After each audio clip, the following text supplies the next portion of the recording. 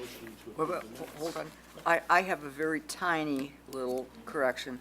It's on the first page, part 3, and was from the minutes from September 4th. My first name is misspelled, so it's just a very tiny problem. It's Carolyn. So noted. Any other corrections? We have a motion to approve the minutes. So moved.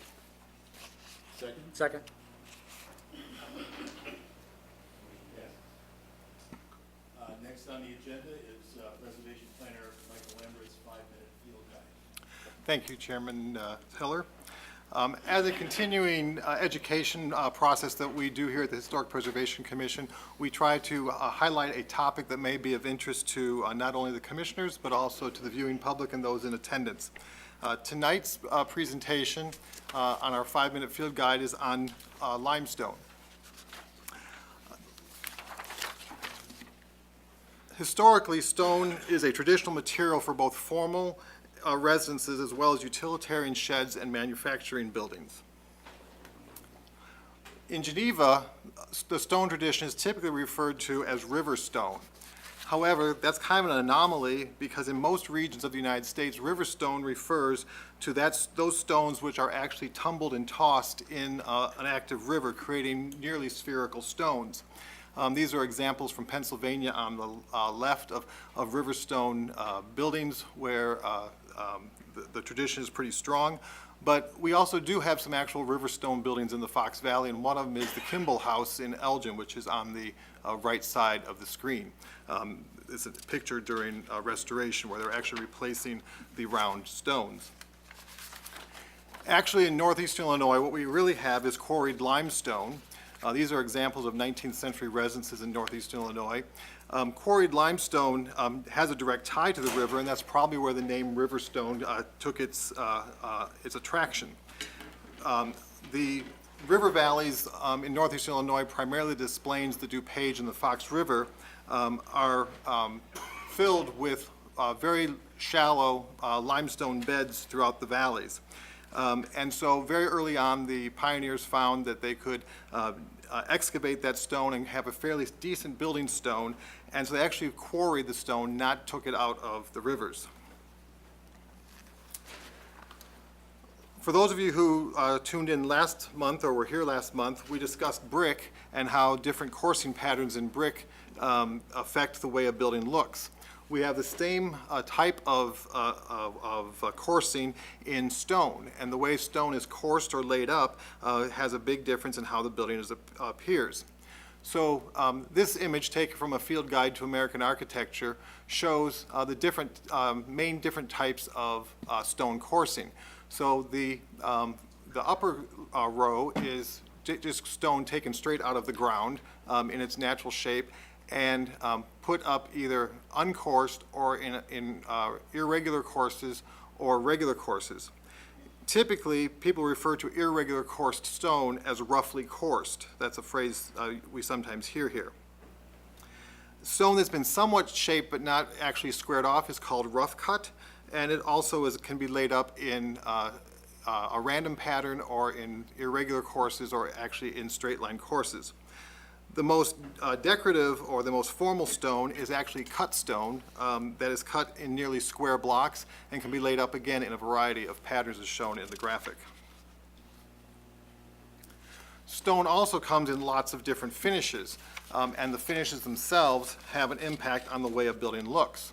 Some of the typical finishing patterns that you would find out of quarried stone in northeastern Illinois is bush hammered, which is kind of a sandblasted look, but it's actually done with large hammers to break the surface of the limestone. Striated is actually a carving or a scoring of the face of the brick to create vertical or horizontal lines. And rock face is probably one of the most familiar. On the left is an example of composite carving, where you see some of the stone is left as rough-faced and the edges are carved to a smooth surface to create an even more dramatic stone effect. And you can also see some of the examples of stone carving that is possible with limestone as well. In this area, we typically have what's called Joliet Dolomitic limestone, which is a familiar yellow or butter-colored limestone. It's a fairly soft, porous material. If you look at limestone throughout the course of the year, you'll see it changes color based on the moisture in the air. It can go from a very deep yellow to a very white color in the dead of winter when moisture is very low. But we also see in this area the use of Bedford limestone, which comes out of Indiana, which is a grayer and harder stone. Bedford limestone was favored because it cut into more regular shapes, and you can see some examples of how cut stone is used in brick buildings in this region.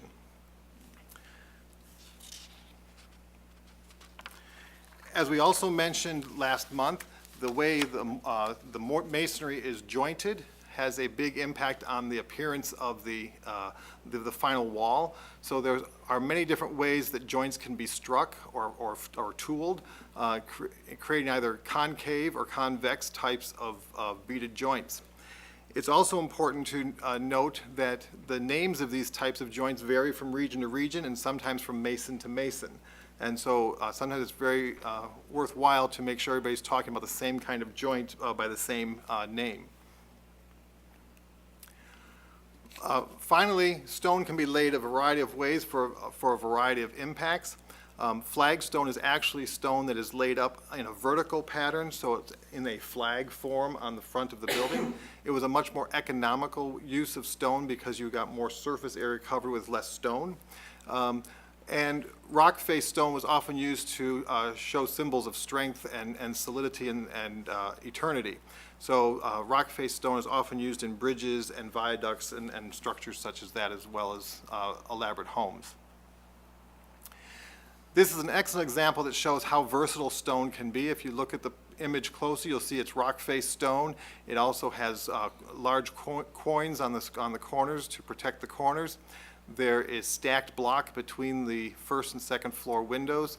There's carved stone. There are belt courses and string courses. So in the late 19th century, stone was exploited to every pattern and shape that was available to architects and builders alike. So in Geneva, we have examples from vernacular buildings constructed of rubble stone, such as the example on the left on Hamilton Street.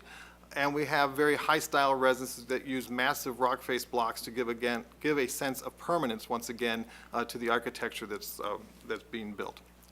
So with that, I conclude this month's 5-minute field guide. If there are questions or comments, I'm glad to entertain them or take them at this time.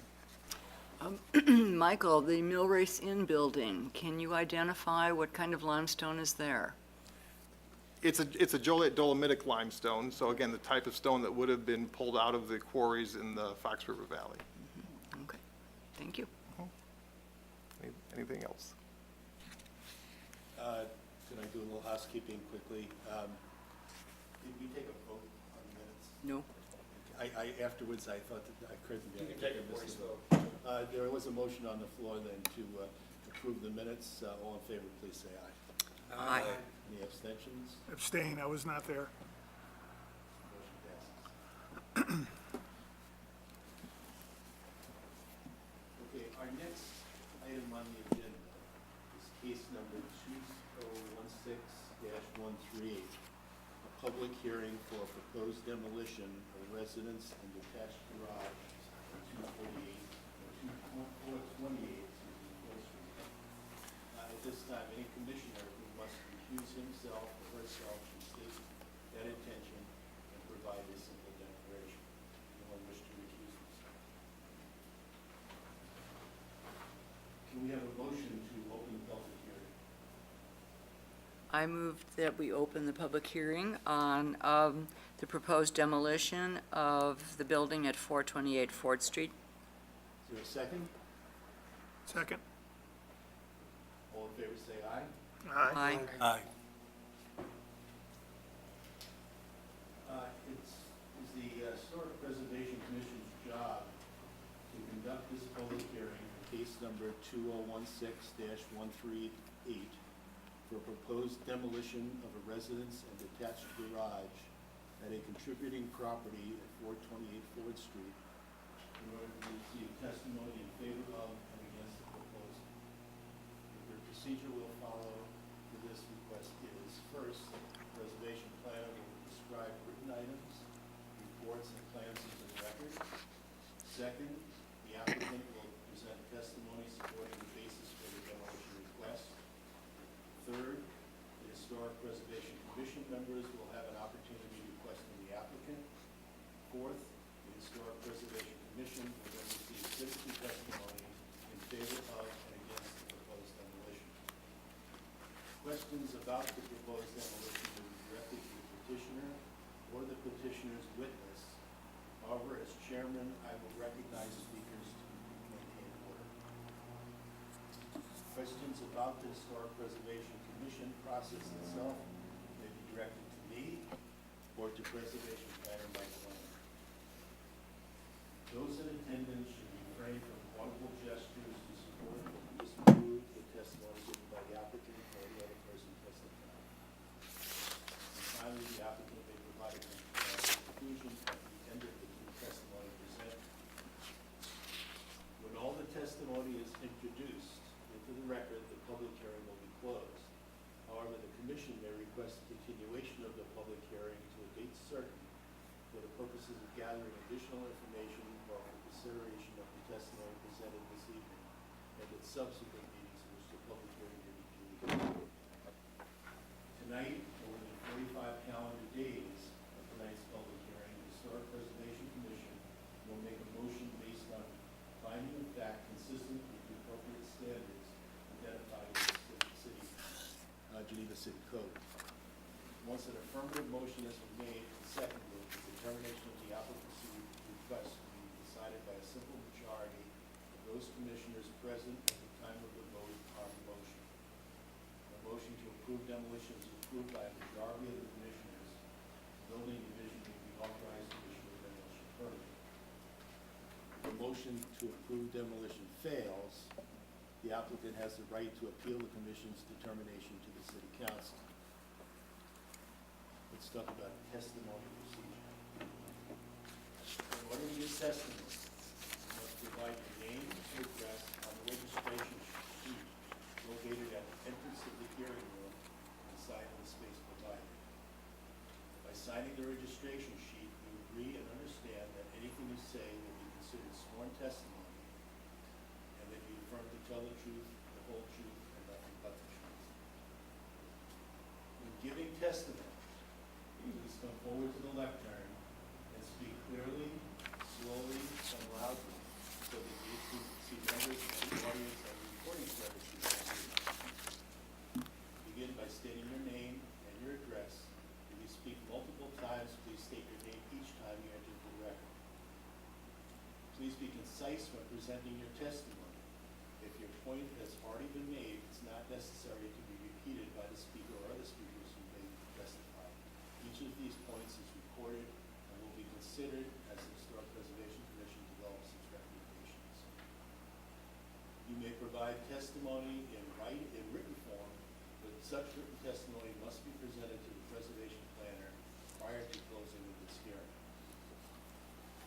After the process is completed and everyone wishing to present testimony has spoken, the commission will then decide whether it has heard adequate testimony in order to make a decision.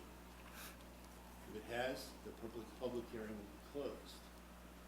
After the public hearing is closed, the Preservation Commission will refrain from receiving any additional testimony either for or against the petition.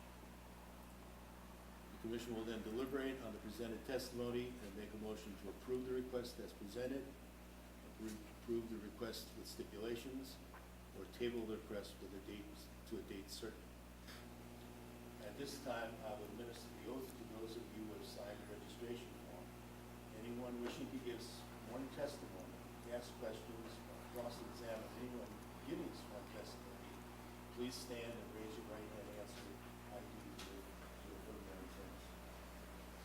Anyone wishing to be sworn in? Raise your right hand, please.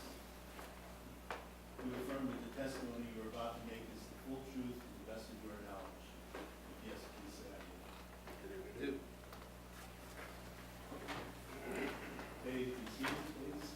And up first is Mr. Lecter.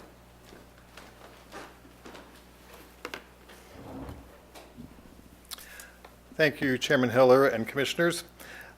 This evening, this is a case that's familiar to you. We have reviewed this case several times for concept reviews, for proposed additions and renovation, but tonight it comes before you as a demolition request.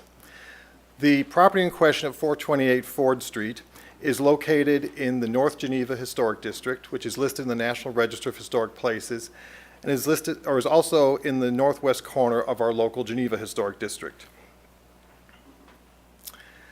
The earliest recorded existence of the home is in the 1869 bird's eye view of Geneva. This is a map that's familiar to those of you who attend our meetings. The building sits in the upper left corner of the block identified in red. Briefly, the house has been identified as the Moody Carlson house. It was first erected in 1856 by either Isaac Wilson or Jacob Bennett. Andrew Moody, a Swedish immigrant, acquired the property in October of 1889, and at that time it was just the 1.5-story portion that it stands on the west side of the home today. Between 1891 and 1897, the original house was moved southwesterly on the lot. During the same period, a 3-room workers' cottage was moved along the east side, and a jelly kitchen or larder were added to the rear. A shed along the western lot line was either remodeled or reconstructed at the same time. A porch was added to the front or north facade of the home between 1900 and 1902, when the exterior of the home was remodeled. Andrew Moody, a bachelor, lived in the home until his death in 1927. And upon his death, the property passed to his nephew, Leroy Roy Carlson, who built a 2-car garage on the property before 1945. The garage is also part of the demolition request. After Leroy Roy Carlson's death in 1949, the property passed to the Carlson children, who sold the property in November of 2015 to Annette and Bob Forsland, the applicants. Just a brief detail, again showing a larger view of the image captured in the bird's eye view. The earliest representations in the Sanborn fire insurance maps, which we rely on to understand how buildings and properties evolved over time, is in the 1891 edition of that map, one of the very early maps. The first map for Geneva was created in 1887. You can see that the property in the left image is just barely recorded. It was at the outer limits of this town of Geneva at the time of 1891. However, by 1897, the Sanborn maps clearly show that the building was moved southwesterly on the property, and the adjoining workers' cottage was added to the east side of the building. Curiously, it's interesting to examine the 1869 bird's eye map to understand the working class neighborhood that this house was built in. The subject property is identified with the red circle. The building identified with the blue circle and the arrow is actually now 312 North 5th Street, which has a similar history and is being, it still stands today. It was a 1.5-story building that also had a workers' cottage pushed along the side of it. So it shows that there is a precedence or a example of this type of construction in the neighborhood. The 4 buildings circled in the purple circle are all small workers' cottages similar to what the East Extension was. So it gives a good idea that this neighborhood was a working class neighborhood in the 1890s. Images that have been provided by the Geneva History Museum and supplied by the applicant include this historic image of the porch under construction around 1900. Another image about 1902 that shows the completed porch and the front of the home as it appeared a little over a century ago. And pictured in the image is Mr. Carlson, who lived in the house from the 1920s to the 1940s. Also, images from the Geneva History Museum archives include these 2 images from 1936, showing that the building looks pretty much today as it did in 1936. This is the rear of the building, again showing what's identified and referred to as the jelly kitchen as the projection on the right side of the building. In 2016, when this project first came to us, the applicant supplied images of the existing conditions. These are those conditions 2 years ago. I provide those so they can be compared to the conditions today. Also, the garage, which was built around 1949, is a detached garage at the southwest corner of the property. And these are images of the building in 2016. As I mentioned, this project had come forward as a proposal to put a substantial addition on the home. But today, the proposal is to demolish the building on the site. So these are images taken this year. So again, you can see vegetation has been cleared away and exposing the original home since 2016.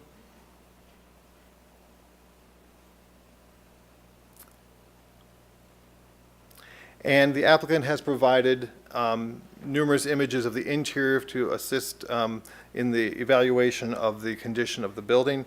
This is the front room in the 1.5 story portion, the former dining room to the south. The former kitchen has had the appliances and cabinetry and later alterations removed to reveal the original or early walls. A view from the kitchen looking south. I'm sorry, a view looking north. A view looking into the original side rooms of the 3-room cottage that were converted to a bathroom. So this was originally 2 spaces and was opened up into a single space. The enclosed north porch. 2 views of that. A view looking towards the kitchen from the jelly kitchen or larder, and then looking out to the back doors of the jelly kitchen.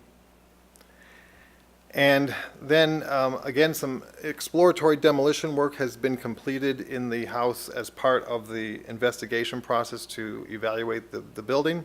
This is a view looking up the main floor stairwell to the 2nd floor. A view looking down. The south bedroom looking east, the south bedroom looking south, and then the northwest bedroom, or the north bedroom looking northwest, looking north, and looking at the closet that exists in the building today. Also, the building was put on a new basement in the 1950s. This is a view looking down the stairway to the existing basement. The workers' cottage or east wing sits on a crawl space that is not a complete foundation. I'll let the applicants explain more of that. And as I said, the basement was rebuilt with concrete blocks sometime in the mid-1950s. 2 views of that. The garage as it stands today in 2018 looks very similar to what it looked like in 2016.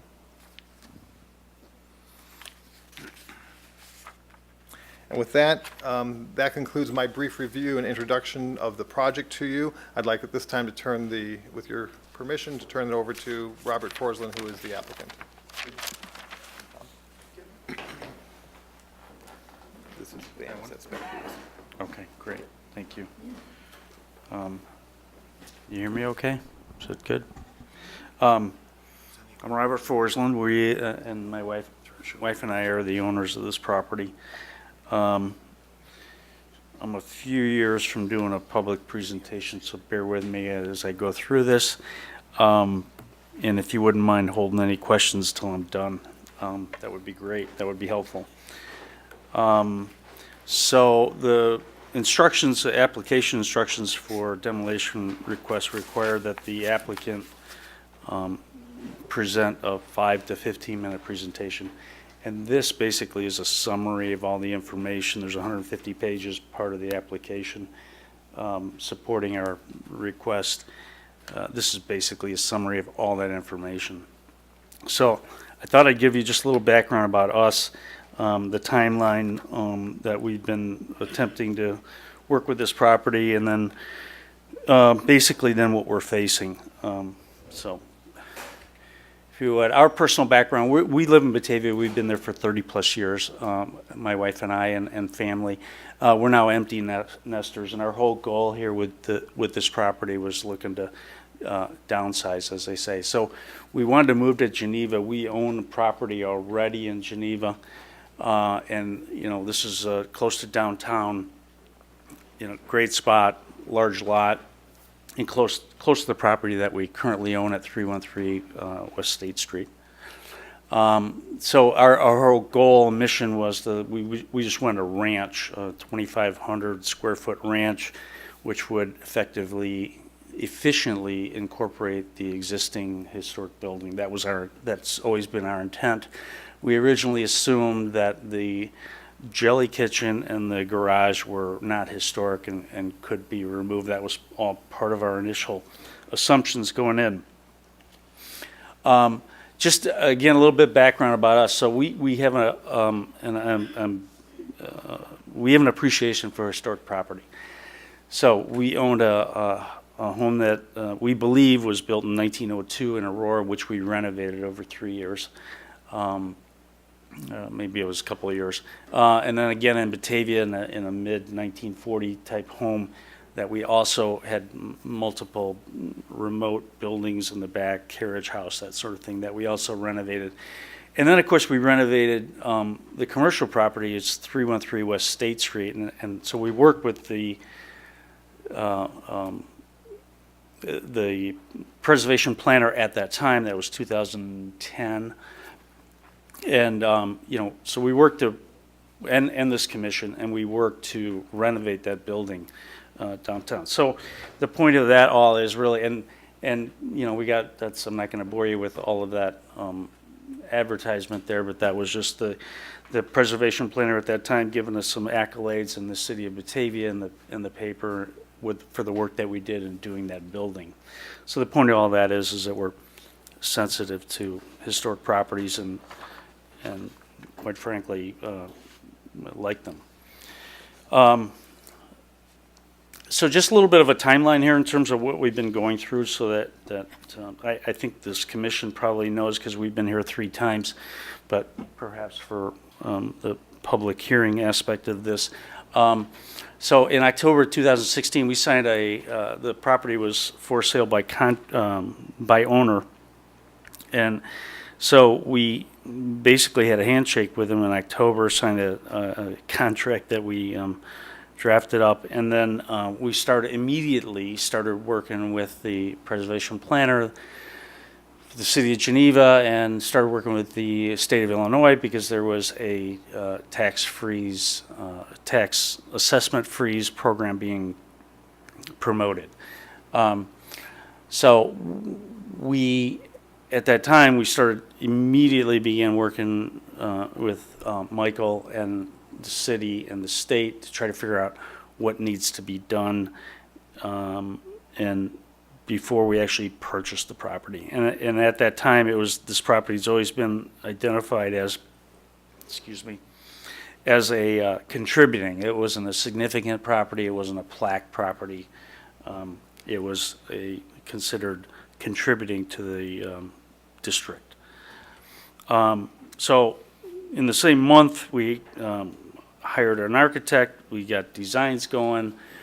We, again, multiple meetings with the preservation planner, and those initial plans didn't work out, so we ended up we contracted with a new architect the very next month, and then we back again with more continued reviews, preliminary reviews. This is all before we went before this commission. And then come December of 16, the owners insisted that we close. We had intentionally bought the thing to do due diligence for a while to make sure we could get the tax freeze, comply with all the requirements that were needed to be done. But that was not going to happen. They had an alternate offer, so we had to close. So we purchased the property in December of 16. January, the records, you can see the records. We were here in January with our initial presentation. just a month after we actually closed on the property. And, most of the comments and feedback we received from this commission were about roof line, and this is my assessment of what we walked away from. Roof line massing, differentiation between the old and the new construction. We were back again in May of 17 because of the garage. A lot of discussion about the garage. At the end of the day, we ended up with your approval to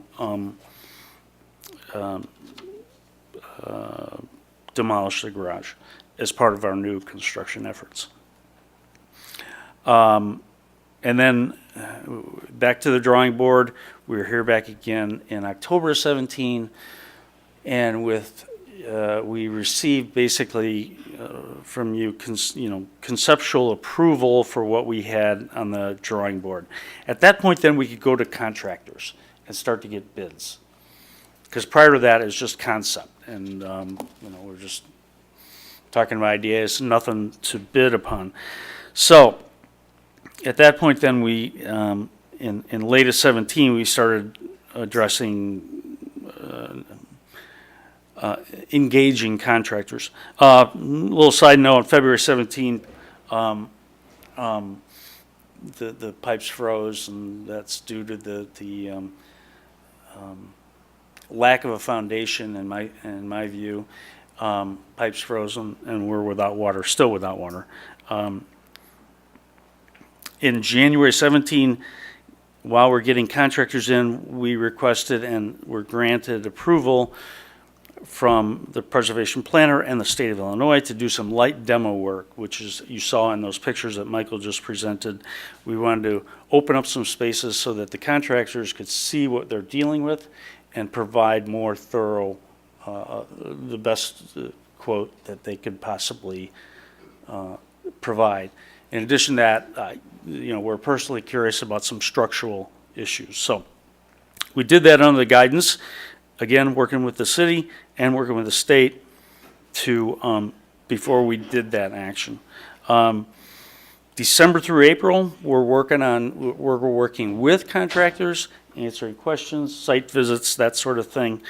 And then in April, I believe approximately April, the bids started coming in, and in April till now, we've been trying to figure out, once we determined that the price, which I'm going to get to in a minute, was too, it does not make economic sense. We started to look at options. And in June, we requested, which is required, a pre-application meeting. We had that meeting in August of 18, and now we're here today. So it's been approximately 2 years we've been working as best we can to find a solution that everybody is happy with. Sorry, I talked over the top of that, didn't I? Okay, so the need for demolition. Basically, the cost of the renovation, while complying with the HPC approval of our designs and the IHPC approval of our designs, correction of codes, safety, and fixing integrity issues with this very old home is far more expensive than we originally anticipated. So our request for a demo is being sought, as I read the ordinance 10-6-10, and you've probably read it and are familiar with it, but there's a couple of clauses in there that basically says that if the cost of the renovation far exceeds the economic value, those are my words, not yours. That's the premise on which we're making this request. Excuse me, I am parched.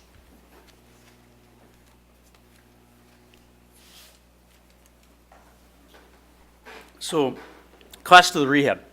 So we saw bids from 4 contractors. One required an upfront financial commitment and contractual commitment, which we are not prepared to do. The other one lacked the detail, which I think this committee would probably be looking for. The The other one consisted of budgeted or allowances, which you may or may not be familiar with, but they are basically, the quote is based upon an assumption of a number, and if it goes over, you pay more. The one that we are using in this, the one that we're looking at, and we feel strongly this is the most realistic, is from a local contractor who I'm sure you're familiar with. So he's familiar with Geneva. He's familiar with this. He's been in the business a long time, and he also had all of his subcontractors, major subcontractors, come out and provide detailed quotes to him for our considerations. So, in our view, we feel that this is probably the proposal that is that we could expect to pay. So the proposal is $469,000. I would add a 10% contingency because I have yet to be in a project that finishes on time or on budget, given change orders, et cetera, et cetera. So in round numbers, it's $516,000 to complete this renovation. So cost per square foot, that's $445 per square foot. The house is 1,158 square feet of living space. On a side note, and this is all in our application as well, so I've had the tax assessor come to the building and remeasure it. I've had the contractors measure it. It's 1,158 square feet, plus or minus. So the cost to renovate it is $445 a square foot. So the economics of this for us are personally that we paid $225. It's a matter of record. You may all know or not know that. So we paid $194 a square foot. The rehab cost is $445 a square foot. So our total investment after renovation and purchase, and this excludes all the costs that we have expended to date, is $640 a square foot. Included in our package, and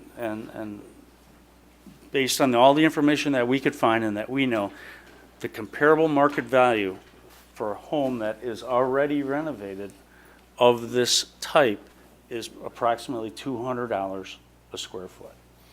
So the cost, we would be over 3 times the market value of this home. So that is the major, that is our problem.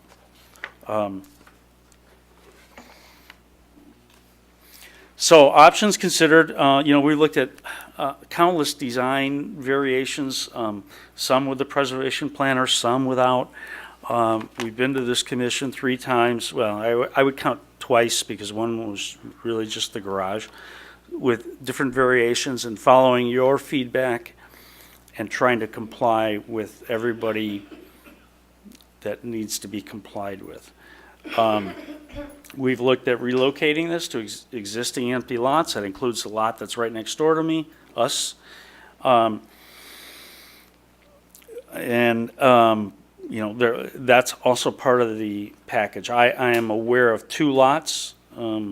If someone were to be willing to move this property, we would be willing to basically donate the property. We would sell it for $1, just so we have a transaction. But if we are willing to do that, to salvage the building, but before we did that, I would like, and we'd advertise it for 3 months, but on the assumption that if it didn't sell, then we would be able to move forward with our demolition. So that's my presentation. I hope I was within my allotted time lot, and we'll take any questions or. Any questions from members of the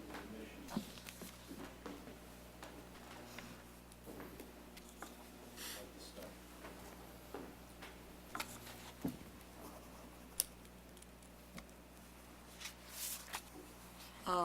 Excuse me, I have a question, Robert.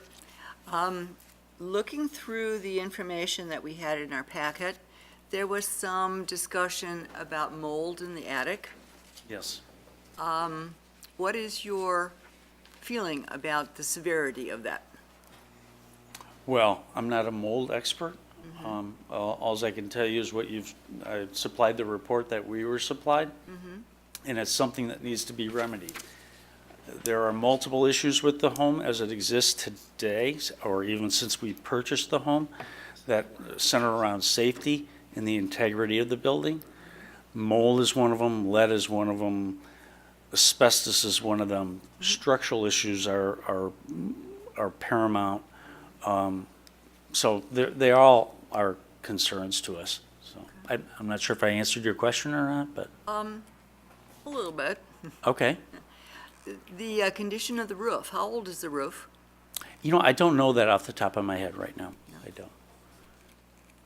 Did your building inspector discuss the roof at all? It's part of his 60-page report. It's in there. I know there's some flashing issues, and I can't honestly recount every specific thing. But you don't remember what he said was the condition of the roof? Alls I remember is I know there are flashing and issues around specific points, but the roof in general, I don't recall. Okay, thank you, Yeah, sure. thank you. Anyone else? One question I had, the estimate that you had provided, the one that you presented here, was that for the renovation of the existing building, or was that Only. for the expansion and? No. Only the existing building. So they did not estimate the expansion that you Separate, had? separate quotation. Okay, So I had them separated, because as I understood this process, the consideration for demo would only address that and not address any, additional alteration, that sort of thing. So those numbers are only specific only to the existing property. and then in the packet, there was another bid, right, from someone from Aurora, I believe? No, Naperville, sorry. There was another bid, and there was another estimate that was in the packet.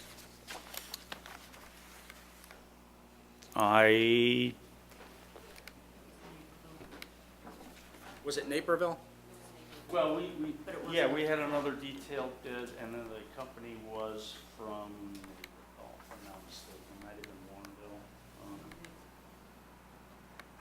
And you chose the one you presented.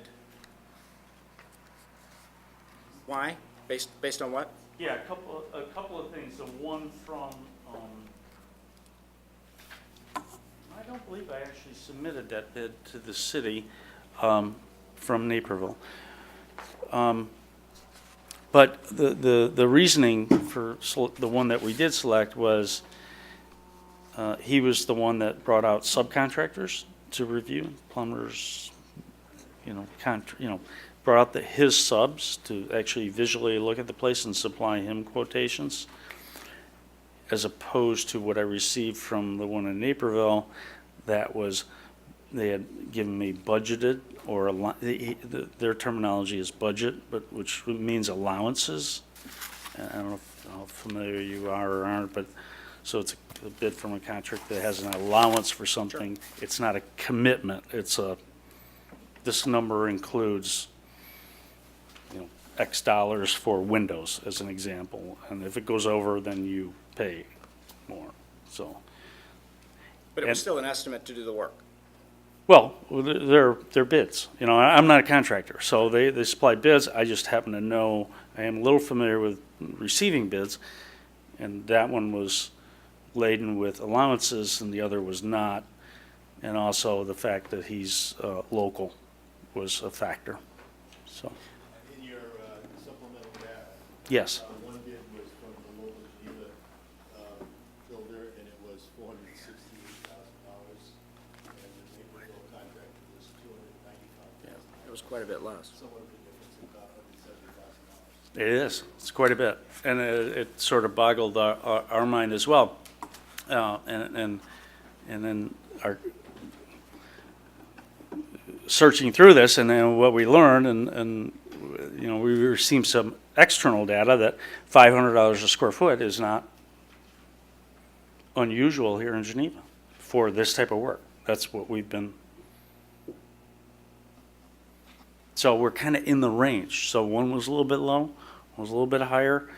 My personal experience, and particularly with dealing with the renovation of 313 West State Street, is that completing a job like that, particularly a renovation, given the unknowns, never comes in as planned, given money or time. But that's just my personal experience. If I may,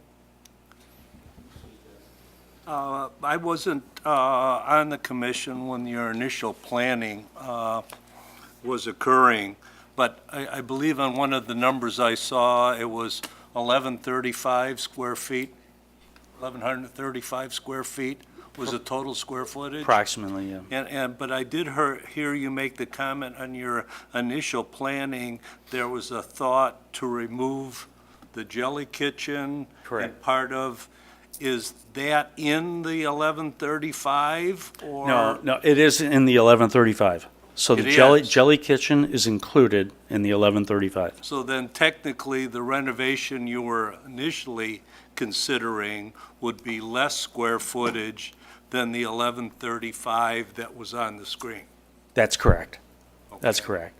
But also initially, we thought that there was 1,400 square feet there, because that's Okay. what the tax assessor said. And until we had him come out and remeasure the whole thing. So it's been a little bit of a Okay. process. And just as a clarification, if I may, in addition, the initial value of the house was assessed at 225, something like that? Well, that's what we paid for it. But that was with the lot, correct? Correct. So wouldn't then arguably the cost of the land be deducted from the value of the structure? Well, where that, if I understand your question, where that leads is a comparison to market values versus what we have invested. Okay, So market values include the land. okay. So if I go out and I Understand look and, you know, you look at Zillow or, you know, what we did, and you can see in our package, all the properties that are listed have a value, and they divide by the living square feet, and come up with this cost per foot. Okay. But it includes the property. Okay. Yeah, But- so- But we had mixed, I'm kind of a numbers guy, and on that slide, we had sort of mixed numbers. We had the total gross square footage renovation. Yes. We had the net cost of the existing with the land included. So when you came out with that final number of, if we could go back to that slide, Yeah, I'd love to. I'm kind of a numbers guy myself. yeah, there we There are. you go. Okay. So we bought the So- place for $225, which is $194 a Right. square foot. The renovation would be $515, so $445 a square foot. The sum of those two is $640 a square foot. So when we're all done, Right. okay, with a 1,100 square foot house, we're into it for $640 a square foot. If you go out and survey the marketplace, according to the market comparables that we've received, and we did a little research on our own, in addition to that, the average price of these type homes that are already renovated is $200 a square foot. Apples to apples, right?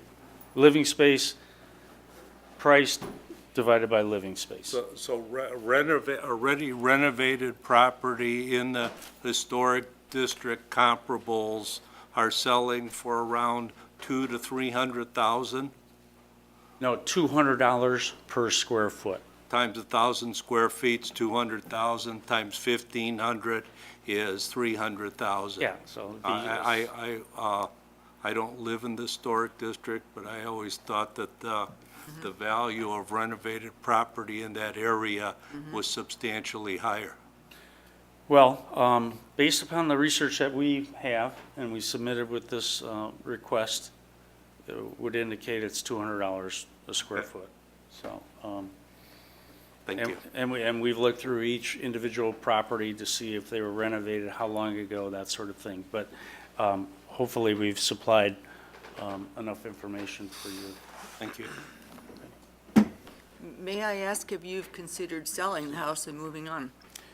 Well, I was kind of expecting that question. The short answer is no. I mean, we wanted to move here in Geneva. We have a property here on State Street. It's 3 blocks away. It's close to downtown. It's a great lot. We'd prefer not to. So we prefer to stick with our original intention, which is to build a small ranch that would be our, retirement home, if you will. No, we haven't looked at that in any depth. In addition to that, applying for this, I'm a little concerned that in making this application to the city and disclosing all that we have as a seller probably puts me in a not a very particularly favorable position, because now someone would know that what's involved with renovating the property, and all the hurdles that they'll have to overcome to, I just feel like I would be in a weak selling position. But that's not the main reason. The main reason is we wanted to build a house here and live here. Well, I guess I would respond to that there have been a number of houses that, in my 7 years on the commission, that had come before us that were in similar condition. And the owners gleefully bought the house and renovated it, and were delighted with the renovation, and in fact ended up getting historic preservation awards for the project that they did. And that was our whole intent from the beginning, was to do exactly that. And we've been fighting that battle for 2 years, and we've kind of come to a head, which is what brings us here today. So that was not our intention when we started. As I stated earlier, our intention was to renovate the place and make our home out of it. But Go ahead, Jim, go ahead. You go now. I guess one other question, with the 2 bids that you got and how different those prices were, did you consider getting a third? Well, I asked 4 people. So this is what I came up with. And there's only, 2 didn't respond, or? well, so one,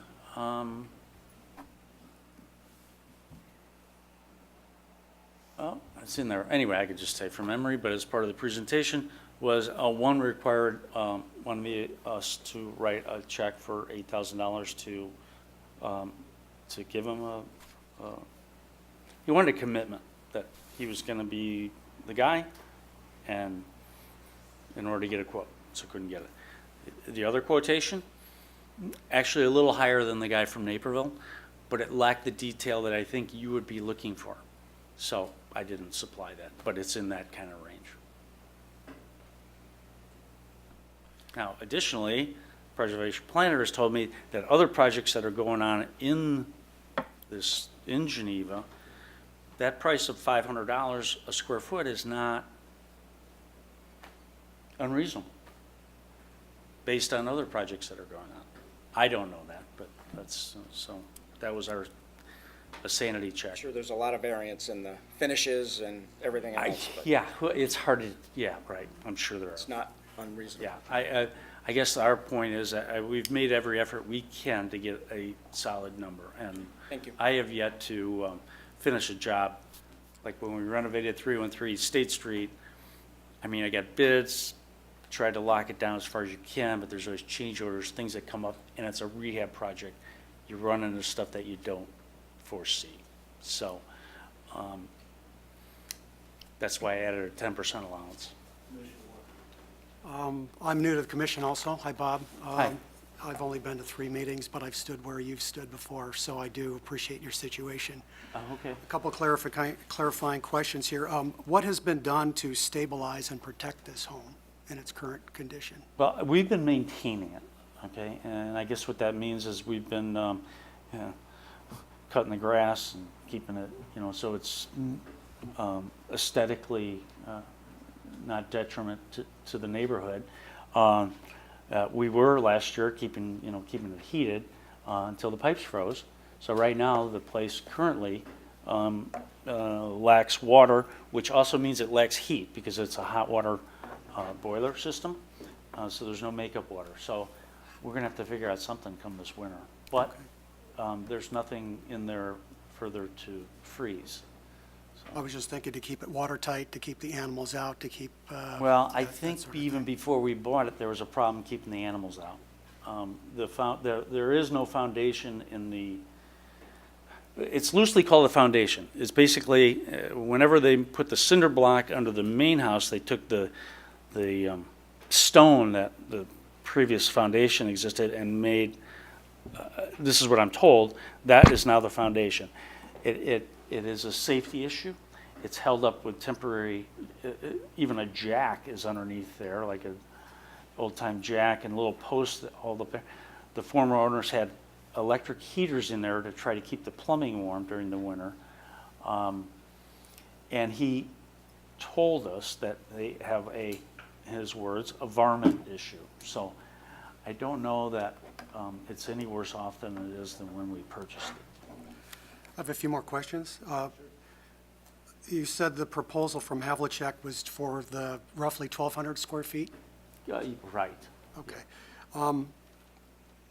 I'm curious, because this is a request based on economic hardship. It is. What was the scope of that work? Because it looks like it's a number of roughly $468,000. Correct. For 1,158 square feet. The plans that you submitted show that there's really not a great demand, in my opinion, for plumbing, electrical, and HVAC. So I'm curious if the scope that you gave to Havlicek was to make the 1,158 square feet completely habitable with a kitchen, new furnace, all fixtures, all plumbing, et cetera. It is. Okay, so if you were to pursue this rather as an addition, even potentially making it as a broom closet, there are some people that will buy a home with an unfinished basement saying we will do that in the future. This could be turned into a broom closet per se, because your plans that you submitted included the 2,500 square feet that you said you wanted in the first place. Right. This would avail you then of a tax benefit, potentially you could break even in 7 years. Well, first of all, the tax credit, tax freeze is not transferable. Okay, so it's not marketable. So I can't sell that to somebody going forward, right? Does that make sense? Oh, yeah. So, addressing the tax freeze part of the whole thing.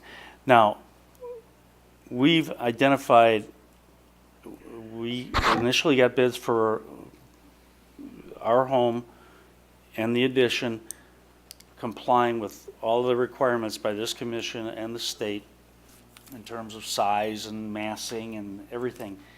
But then the big cost comes down to this little piece that you refer to as a broom closet.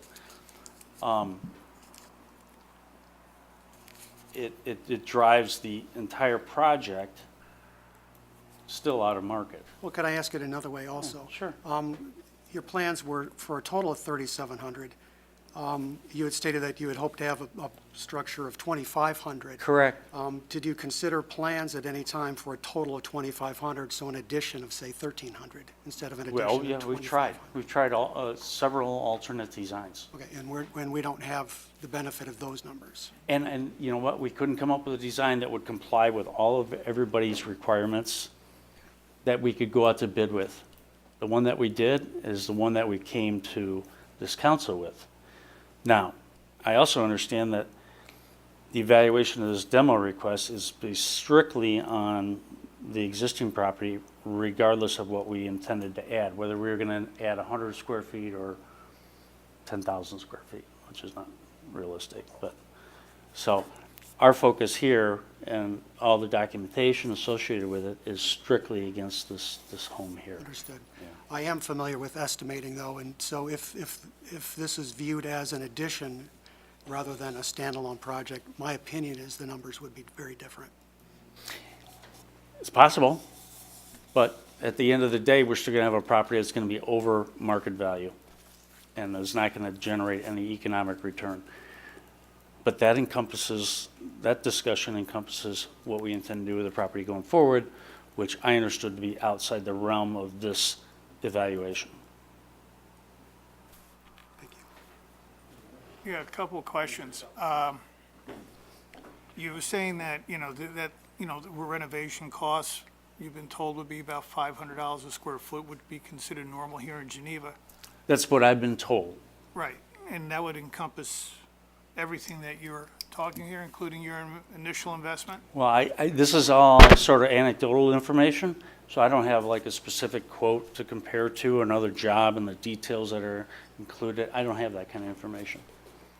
But, well, I mean, but you're using that as a point of Sure. hardship here.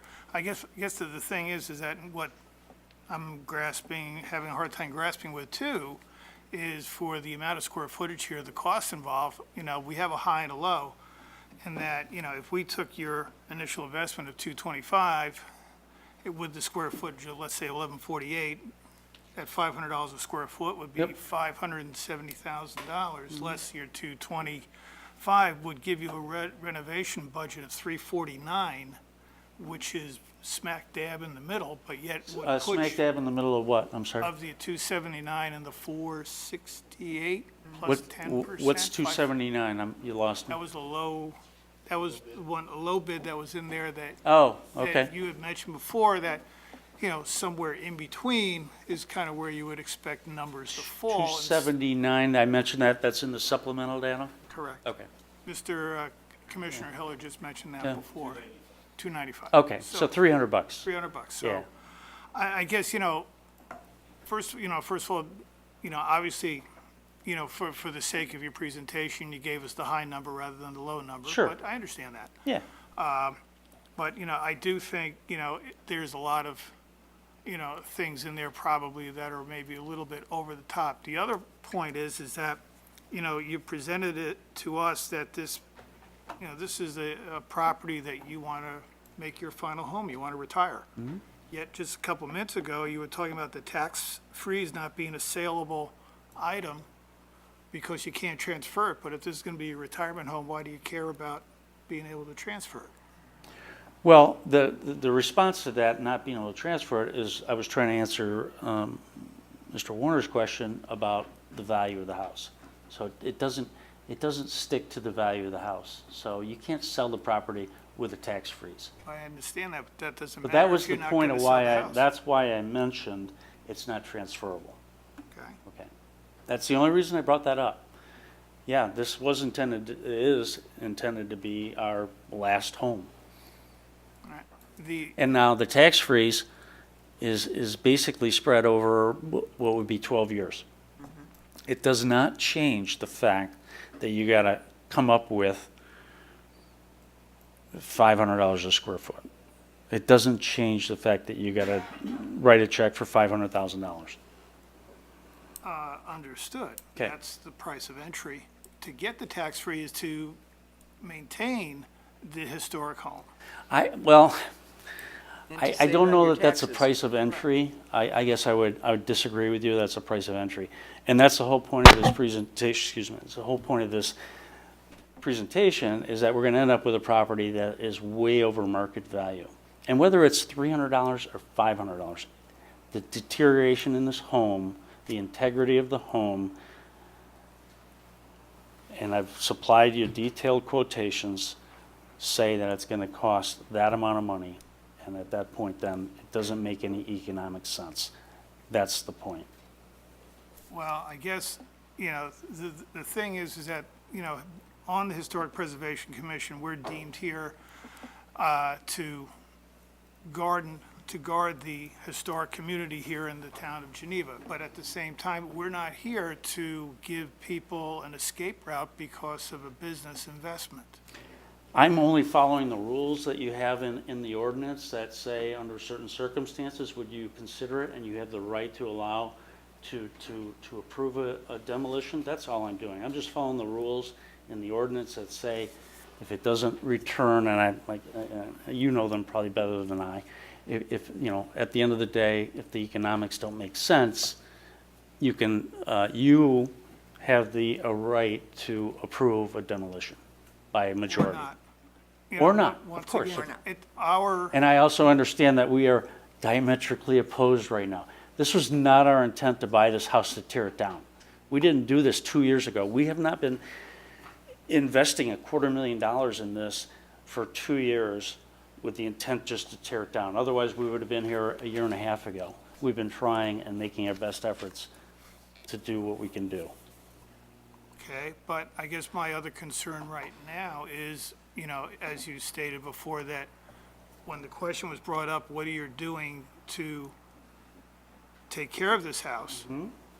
And your statement was basically, well, we're cutting the grass, we're doing maintenance, but Basic maintenance, yes. basic maintenance, but now that maintenance obviously wasn't good enough to keep the pipes from freezing, and now the house is gonna be deteriorating more. Well, let me just. Whose fault is that? Is that well, ours? Well, did you say ours?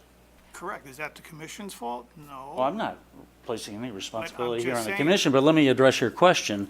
The house had that deteriorating foundation when we purchased it, okay? So I didn't create that. You didn't create it. It's been allowed to go on for how many years?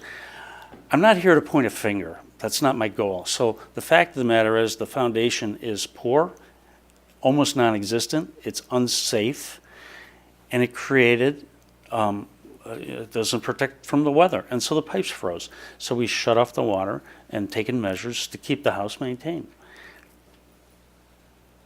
When you purchased the house, did you have an inspection done on it? Were you aware of the issues with the foundation when you bought it in 2016? I did not have an inspection done, and we were aware that there was a foundation issue. Yes.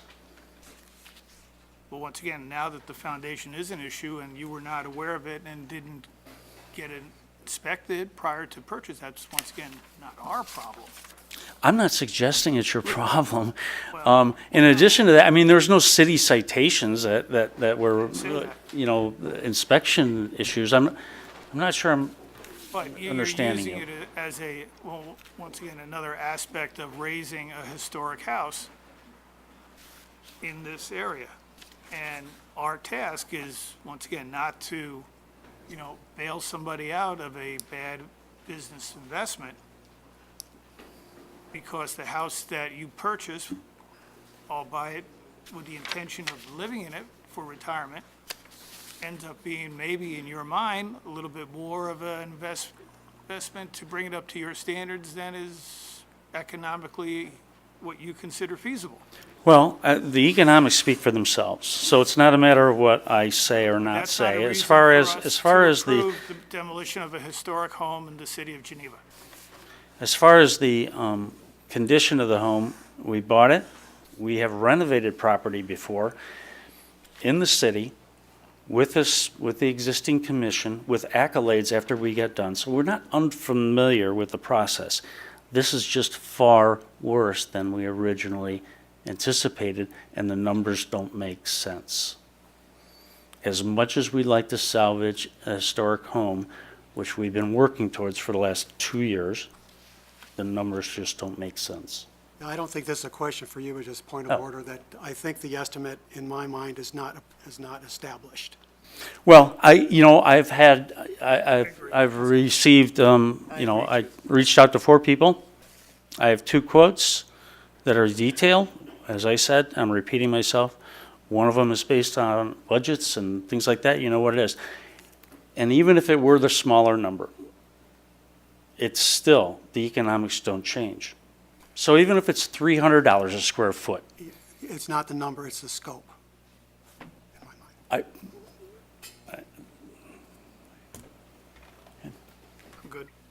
I have a couple questions. Thank you. About the foundation.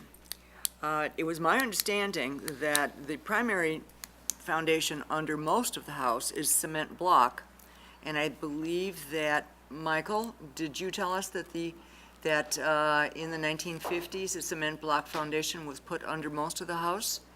Or what portion of the house?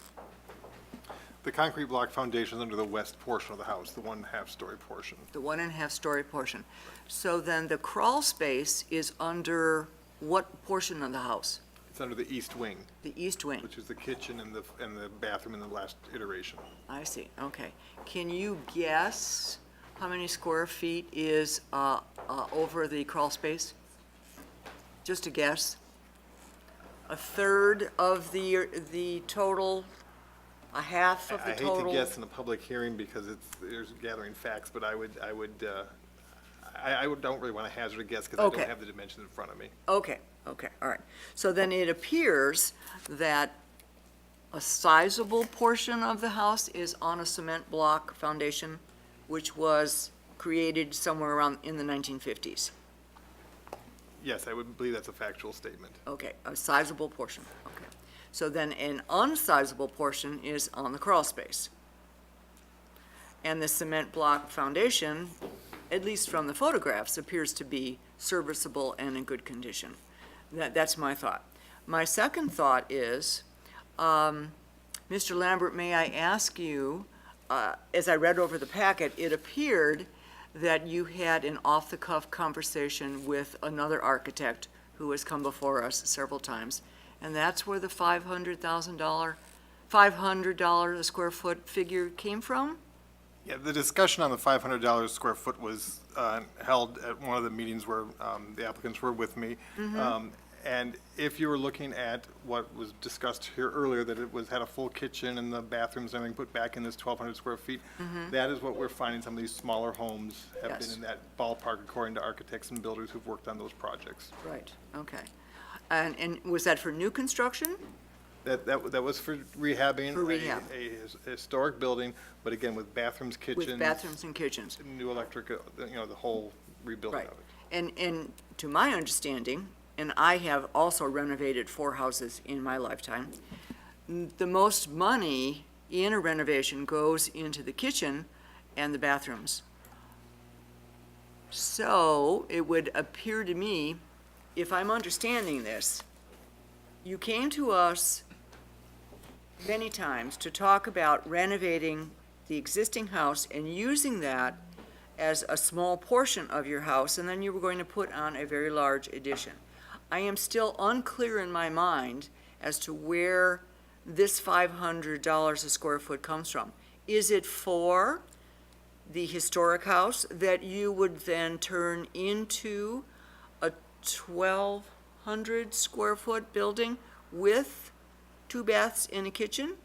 Or is that a part of your idea to build a large addition onto it, where the kitchen, the expensive kitchen, and the expensive bathrooms would be? No. No? No, Which this is question, please? separately, this is strictly the old addition. So, we went out for bids, they came in, they struck me as too high, so we had the contractors separate them. I see. So that's what you have. May- I don't may know I your, ask what- I don't know your experience about kitchens and bathrooms being the most expensive. I have other experiences that say foundations and structural issues are more, and the mechanicals, HVAC, renovating, electricity, all of that stuff is more expensive, but that's my experience. It's different than yours. Okay. Have you, is the lot large enough for you to build another house on it?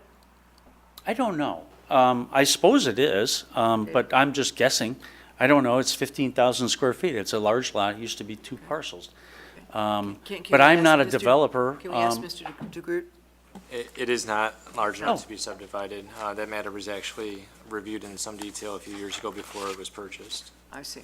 So that is not an option. Right. I'm sorry, David, I don't know who you are. I'm the Director of Community Development. Okay, But Gotcha. yeah, that matter was actually appealed to the Zoning Board of Appeals and everything, and it was Okay. determined that it's Okay. not dividable. Gotcha, okay, well, there you go. So I guessed wrong.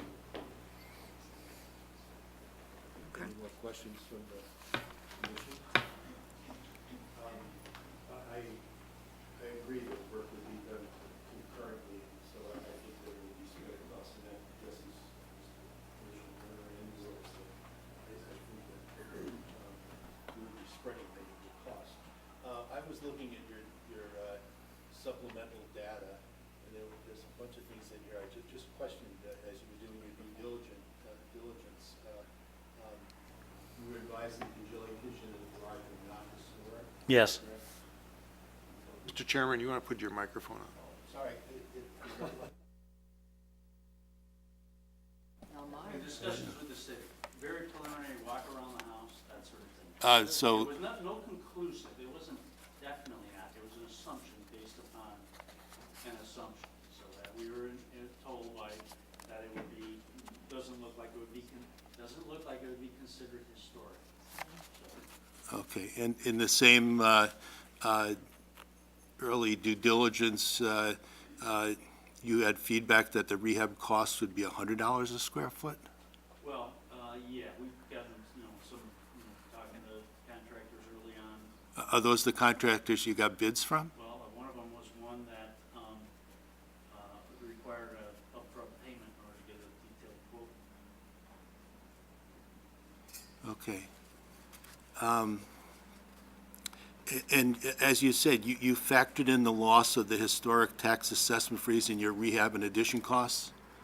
I'm sorry, You factored in the loss, if you are not taking the historic home tax assessment freeze into your rehab and addition, you factored that in because a 12-year tax freeze on the current tax rate on that house is a huge savings opportunity. well, it depends upon how they value the new property, right? No, it's based on the current assessed value. Understood. So that's a very low tax rate. Well, the rate is the same. It's an assessment freeze. It freezes the assessed value, not the rate. So the assessed value freezes. Yes. So the rate does not change. So roughly, in round numbers, it's $5,000 a year in taxes for that property. So it would For stay 12, for 12 years, that's, well, for 8 years. and then And then it phase in for graduates 4. 25% a year for the next 4. But if you take that and compare it to what your assessed value on your new house would be, that's a considerable difference. Well, it would depend on how much you invest in the new house, Okay. right? So that's the savings, what the new value is versus the old value, 5,000 versus what it might be. The point that I answered, which I thought I answered, I attempted to answer, was that if I considered that in the equation, this is looking at market value. What is this property worth before and after? The tax assessment is not transferable, so therefore it doesn't have any tangible market value. I can't sell the home to you and pass along those savings. So Okay. for a prospective buyer for the economic value of the home, it doesn't mean anything. No, you're correct. Then getting to Commissioner Solomon's point, you're not selling the house. You want to, That's not our intention, we're Right. just evaluating the house, so, 8 years, 12 years, I don't know what's gonna happen in 2 years. okay. Have you talked with other homeowners or architects that have done similar projects in the historic district? Well, the contractors that I mentioned, I mean, because there's similar projects, see, there's a couple currently even going on in the district. I wondered if you contacted or just stopped by to talk to any of those people. actually, my wife has visited some sites for work that's been done. This is all through the contractors, see the type of work they're doing, that sort of thing. Oh, okay. That's been our, the avenue which we looked at other type of reconstruction work. Because we've approved. Go ahead, I'm sorry. And we pull a lot of our experience from the work that we did at 303 State Street as well. Okay. And when you submitted your drawings for the, initially for the concept review for the, to the Historic Preservation Commission, The first one or the second? well, you presented a set of drawings for a concept review. That was only once that we approved the concept. Okay. so the second Did you get a cost per square foot estimate for the entire project, or, we did. and do you know offhand what that was? Well, I'm not prepared to bring it, but it includes the renovation of this place, which brought the whole number very high, which is why we started digging a little deeper to see where the costs were. Okay. Also, I understand that our application for demolition, the aspect of what we intend to do with the property afterwards, or alterations, or et cetera, is really not part of this discussion. Is that not correct? I think it's in the ordinance. I mean, I didn't come prepared to talk. Right, about right. what No, when we were talking square footage, I thought that would be appropriate. Well, I mean, that's what triggered the whole thing, to be honest with you. The price of the whole project became too high, and we started digging deeper and figure out where the costs I'm sorry? Yeah, This- we're off, totally. Okay, where are we? Try that one? There you go. There you go. Good, The- we're the- back on. Mr. Chairman, the commission is to consider only the property, and as the city code says, the merits of any proposed replacement, construction, or improvement is not to be the standard of review by the commission. Okay, I guess, is there a possible compromise here? I mean, we obviously wish to save the house, and you are historically minded. I mean, if the garage and jelly kitchen were removed, sort of taken out of the equation, and if the original house was lowered on a crawl space or a slab foundation, would that make the project doable? You mean the cost for the new foundation? Well, I'm I saying. mean, is this something that the city is willing to participate in? No, Oh. I'm looking at it as something that maybe you didn't consider. I mean, if you took the garage and the jelly kitchen out of the equation, Okay, okay, and then instead of having to rebuild or do a new foundation under the house were put on a crawl space or slab, that would lower the house, and I assume would lower the cost because you're not creating a foundation. well, the proposal, and you can see the proposal is actually just for a crawl space. It's not, we're not putting a basement underneath there, we're just putting a proper foundation. Currently, right now, the thing is put together, is being held up with temporary jacks and beams, and it's cobbled together, to say it nicely. The current proposal that you showed us was Puts for a crawl puts space under the whole not house? not a basement, but strictly a crawl space, just a proper, footings.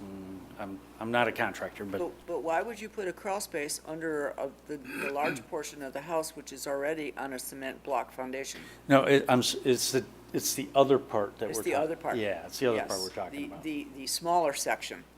So it's not Well, the by entire square house. footage, this is what Michael was, he didn't want to guess, and neither do I. By linear feet, if you will, on the ground is close, it's maybe half of the house. It's- Okay, So, okay. I mean, it So may ha- be even so- more. So half of the I don't hou- know, but half of the don't house hold is- me to that for the public record. We've got drawings that are available, anybody can look and see. So half of the house's foundation is perfectly fine. The other half is on a crawl space that is an issue for you. Well, that's a issue. It's not the issue. Okay, it's a issue. It is a It's one issue. of your issues. Yes. Okay. So our issue is the cost to renovate it at the end of the day. That's our issue. And whether that's foundation or a balloon frame that's not properly supported, or mold, or all of the things that are listed, all the safety issues, or poor steps, et cetera, all those things that make it a place that we could not inhabit are an issue. And at the end of the day, it comes down to dollars and cents. Mr. Chairman, I just wanted to remind the commission that I believe there were at least 5 other potential witnesses that wished to offer testimony. And although it's certainly within the commission's purview to discuss alternatives, or as you may have put it as a compromise, perhaps that testimony should come in before the commission even considers that kind of discourse. I'm sorry, why? Well, there's other testimony to be heard as well.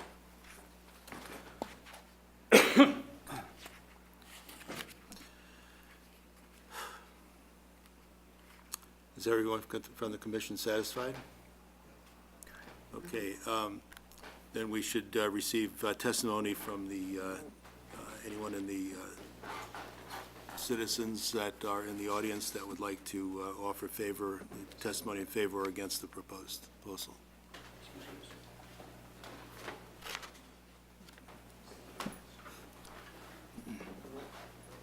Is there anyone from the audience that would like to come up? Please come to the lectern and state your name and address. My name is Jim Kautz, 1305 South Batavia Avenue, Geneva. I'm a board member of Preservation Partners of the Fox Valley. I believe our executive director had forwarded a letter to you today, dated today.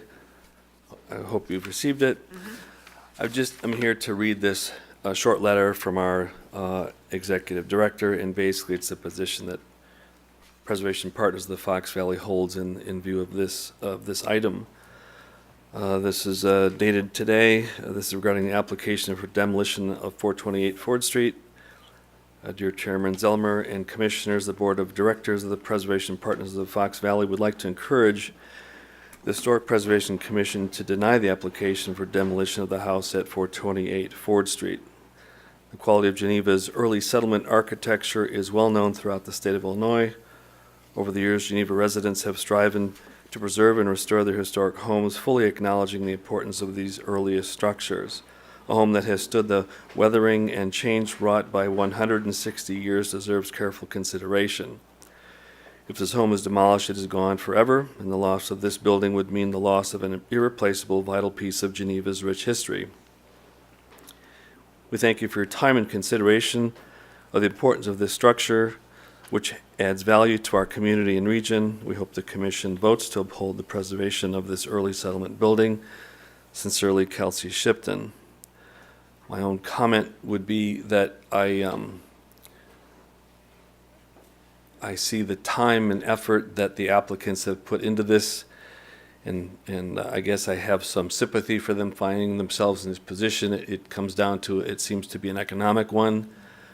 I think it was stated that in some cases there are other houses similar to this in the district that people have spent probably similar dollars on and have renovated and made them livable, and they remain within the historic fabric of the community.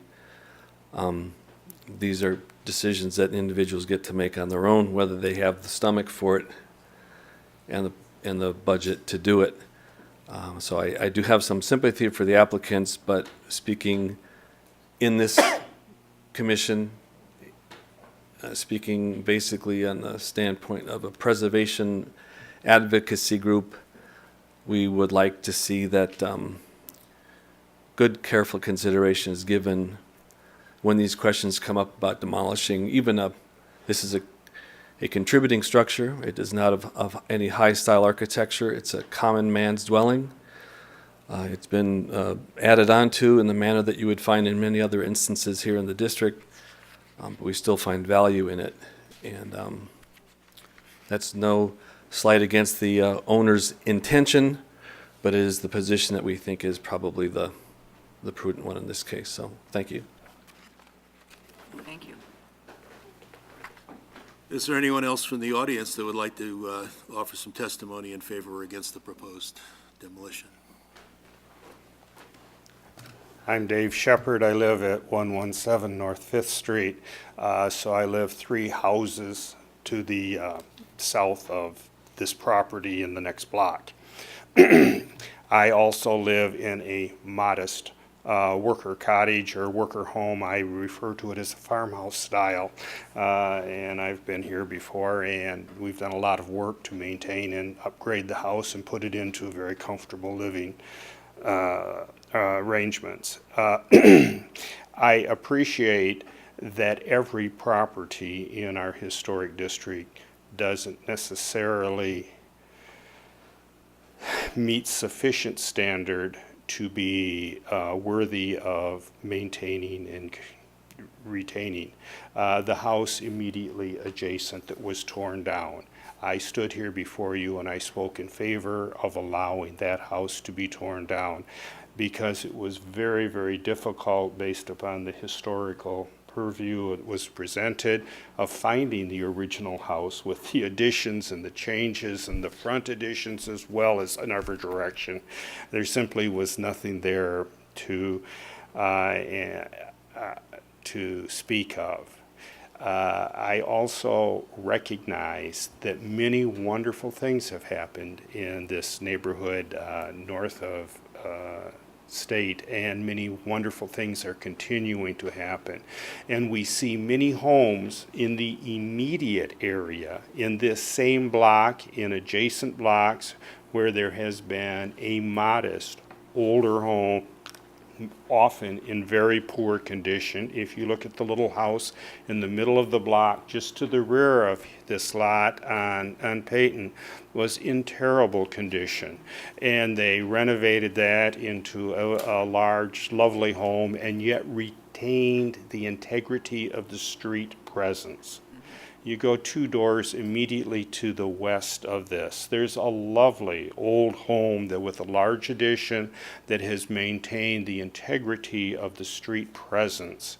This house that was mentioned before, 2 blocks to the east, that's currently under renovation, and they're maintaining not only the original square portion of the house, but also the lean-to on the east side of the house so that the street presence of that home is being maintained.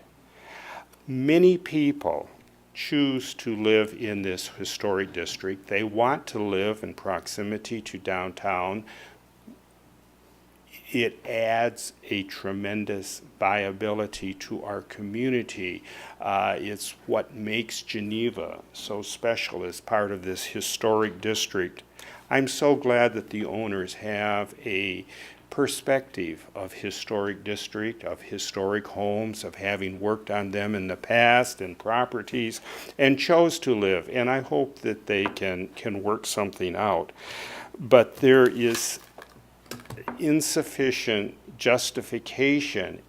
It is not the responsibility of this commission to ensure that each developer, experienced property renovator, ensures a profitable return on their investment. It's a home. It's not trying to turn into a maximizing their dollar return. I would take issue about the location of this particular property, of its significance. And while the house in and of itself may be only contributing, I think that's the designation that is put on, this is a significantly important block that is in. Within the history of Geneva, it's got the 2 homes of the Wilson brothers, just 2 doors down from here. It has got a number of really historic properties. You've got Villa Verone, you've got the old barn that was renovated. There are many old structures that have been successfully additioned and renovated and entered into lovely facilities. This block is a significant block within the purview of our historic district. And to lose this house so that the current owner can maximize their return is a poor decision, and I would hope that you would not make that decision.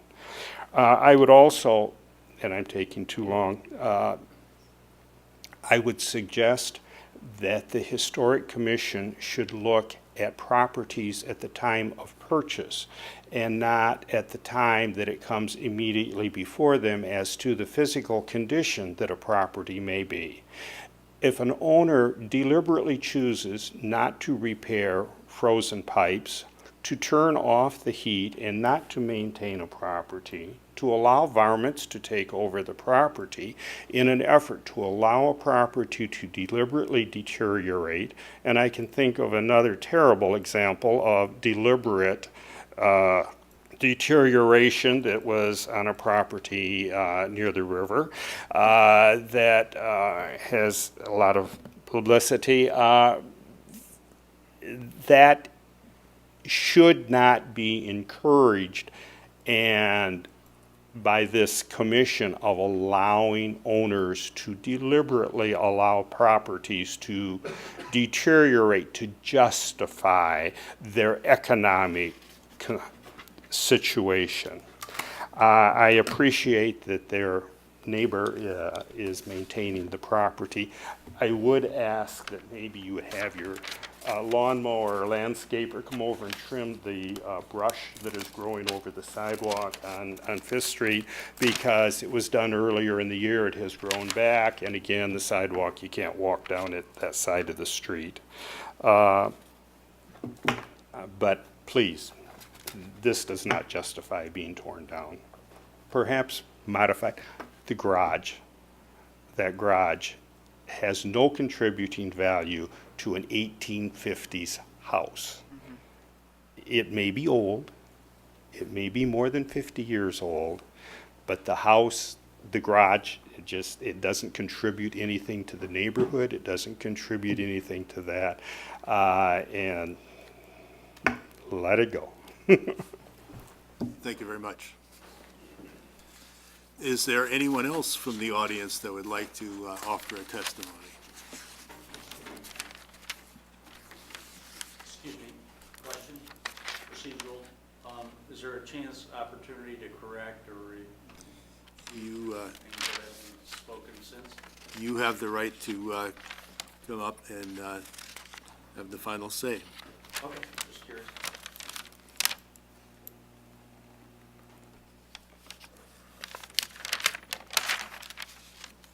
Okay, if you'd like to come up and rebut or Okay, just a couple of discuss any of things, I those. just want to this is, respond. Because we are sensitive to the historic, our history is preservation of historic property. We're not in this for the economics, okay? We're not in this for a return. But we are following the guidelines that the city sets forth in the ordinance. And at some point in time, there's a property that is in such disarray at the time of purchase, not since, that requires so much money that it doesn't make economic sense. Your ordinance provides for that. So this is not about us getting a return or anything like that. That's not the goal that we set out on. I just want to be crystal clear on that for the commission, neighbors, et cetera. And I also, relative to the first gentleman who spoke, I don't know that others have been, there was a comment made that others are making this investment. And frankly, I'm not aware of that. And if there's any kind of documentation that says somebody puts that kind of money into a house at that price per square foot, I would love to see that information. To me, it seemed a bit anecdotal, and I just want to clarify. Our request submission is fact-based, detailed supporting it, and not anecdotal in terms of information. Do I get to say something again? No? We've kind of moved on. Okay. No, I was just going to quote from our ordinance about the demolition. Is that allowed? Can she quote from the ordinance? Okay, I'm looking at page Zinke. 28. Page what? Page 28, 10-6-10, called demolition of designated properties. And in this case, a designated property means, according to Part 4, a building that has been identified as a contributing or significant property within the designated historic district. And it says, demolition shall be considered only when all other redevelopment options for a building, structure, object, improvement, or site have been exhausted. The word exhausted, I believe, is important here. Michael, do you want my copy? No, I'm looking at something else. Oh, okay, sorry.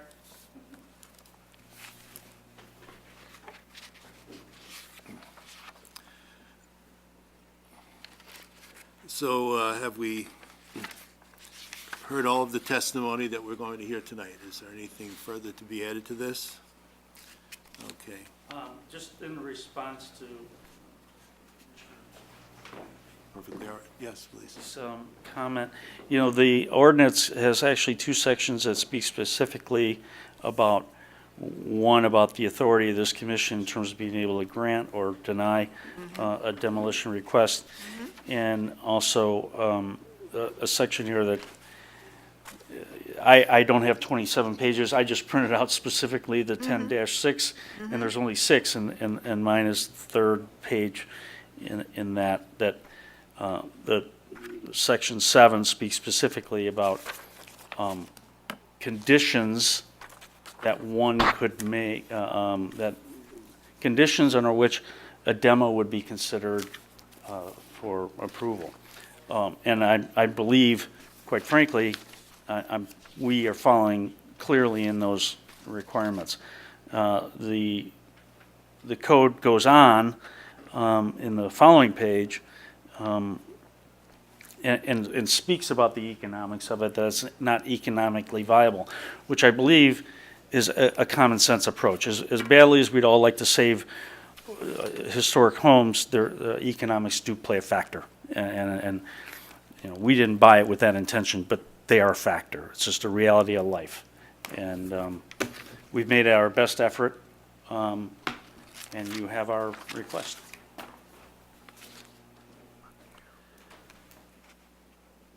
Okay, I suppose at this point, the commission has to decide whether they've heard adequate testimony in order to make a decision, or do they wish to request a continuation for the purposes of gathering additional information or for the consideration of further testimony at a subsequent meeting.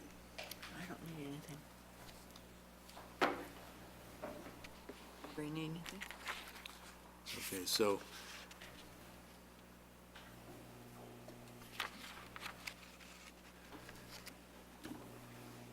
do we does the commission wish to close the public hearing?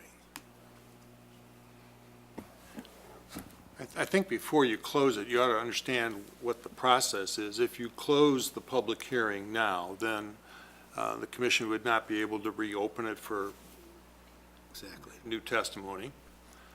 If you close the public hearing now, then the commission has the opportunity to make its decision within 45 days after the closure of this public hearing, provided that it makes findings of fact, either for or against the demolition request.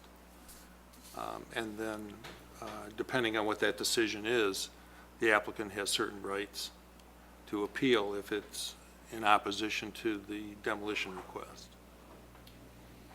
Excuse me, too, is it also further, if you close the hearing, the public hearing, then no further testimony, information, it's done? No further material, written or oral testimony. It sets the record at that point, yes. Okay, so all the information that's been supplied is supplied, it's done if you close the hearing and you have 45 days. That's correct. And I guess, Mr. Chairman, I mean, the applicant, if it feels it has something else to offer and needs additional time, you ought to make that statement now and indicate.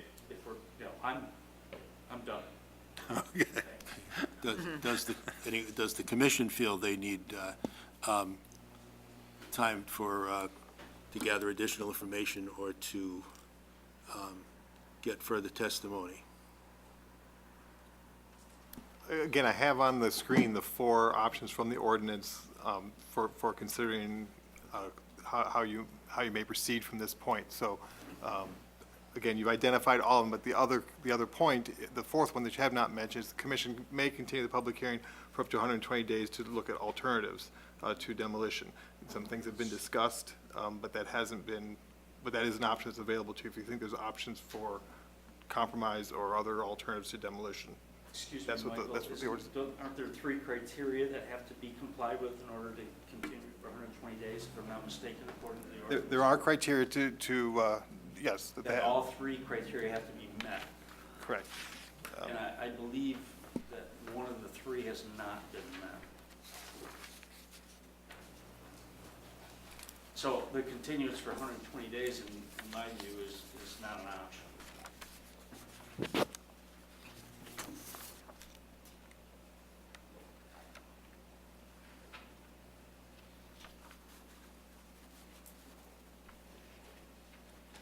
Unless I misinterpreted, I could point you to what I'm Right. talking. No, here it is. I just had to find it. I had it marked. Okay.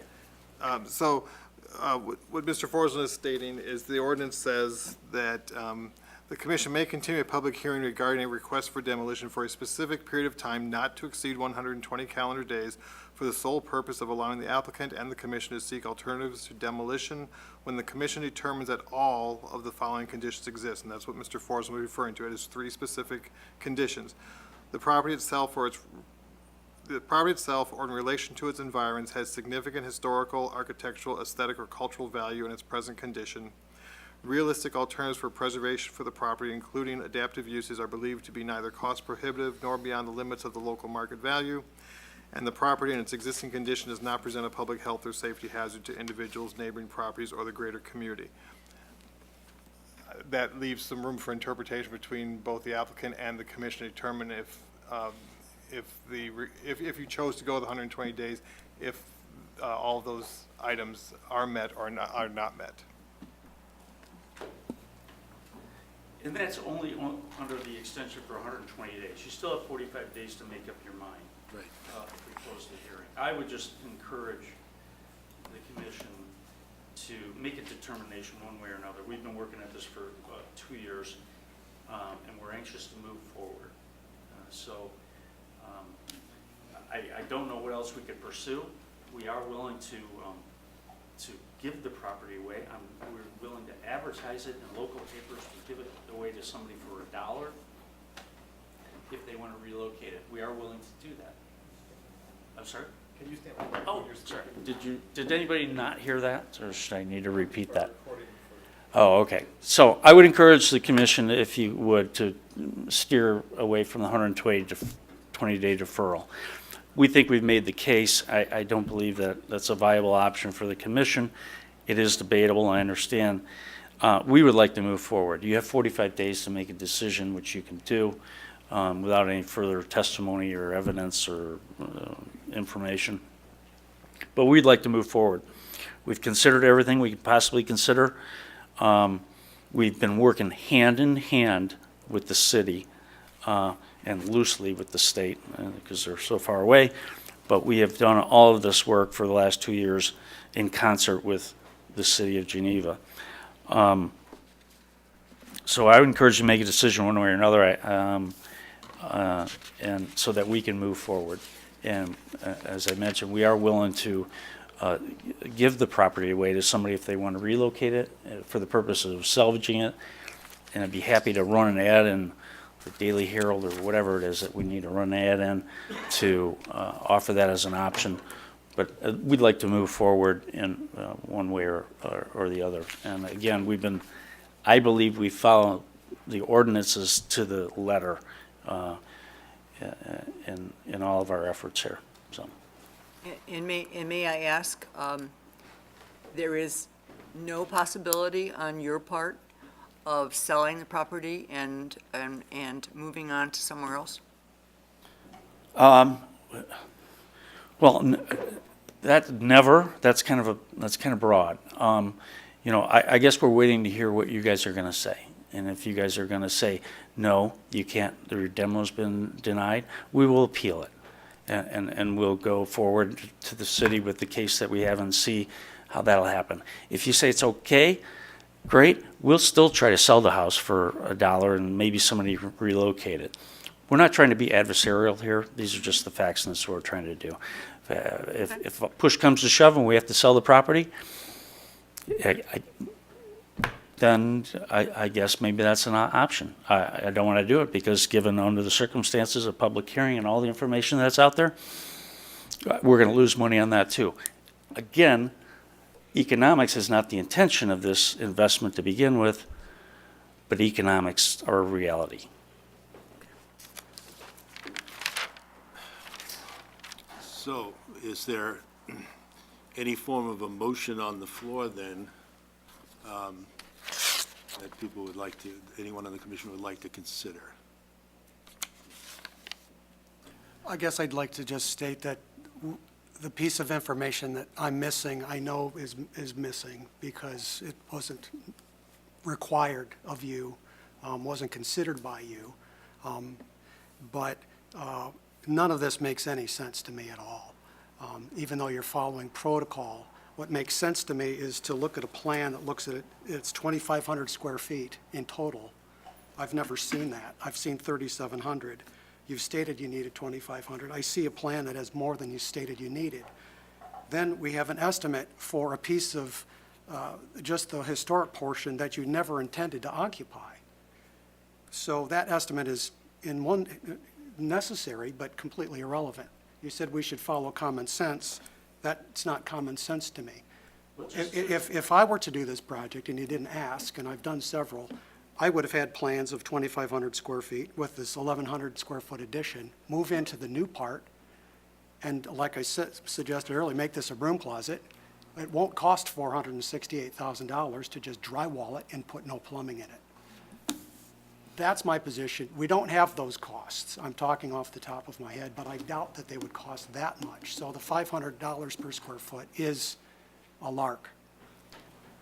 I can enter into the public record my experience, but I'd rather not do that at this point. But I can tell you that, because my case is different, they're all different.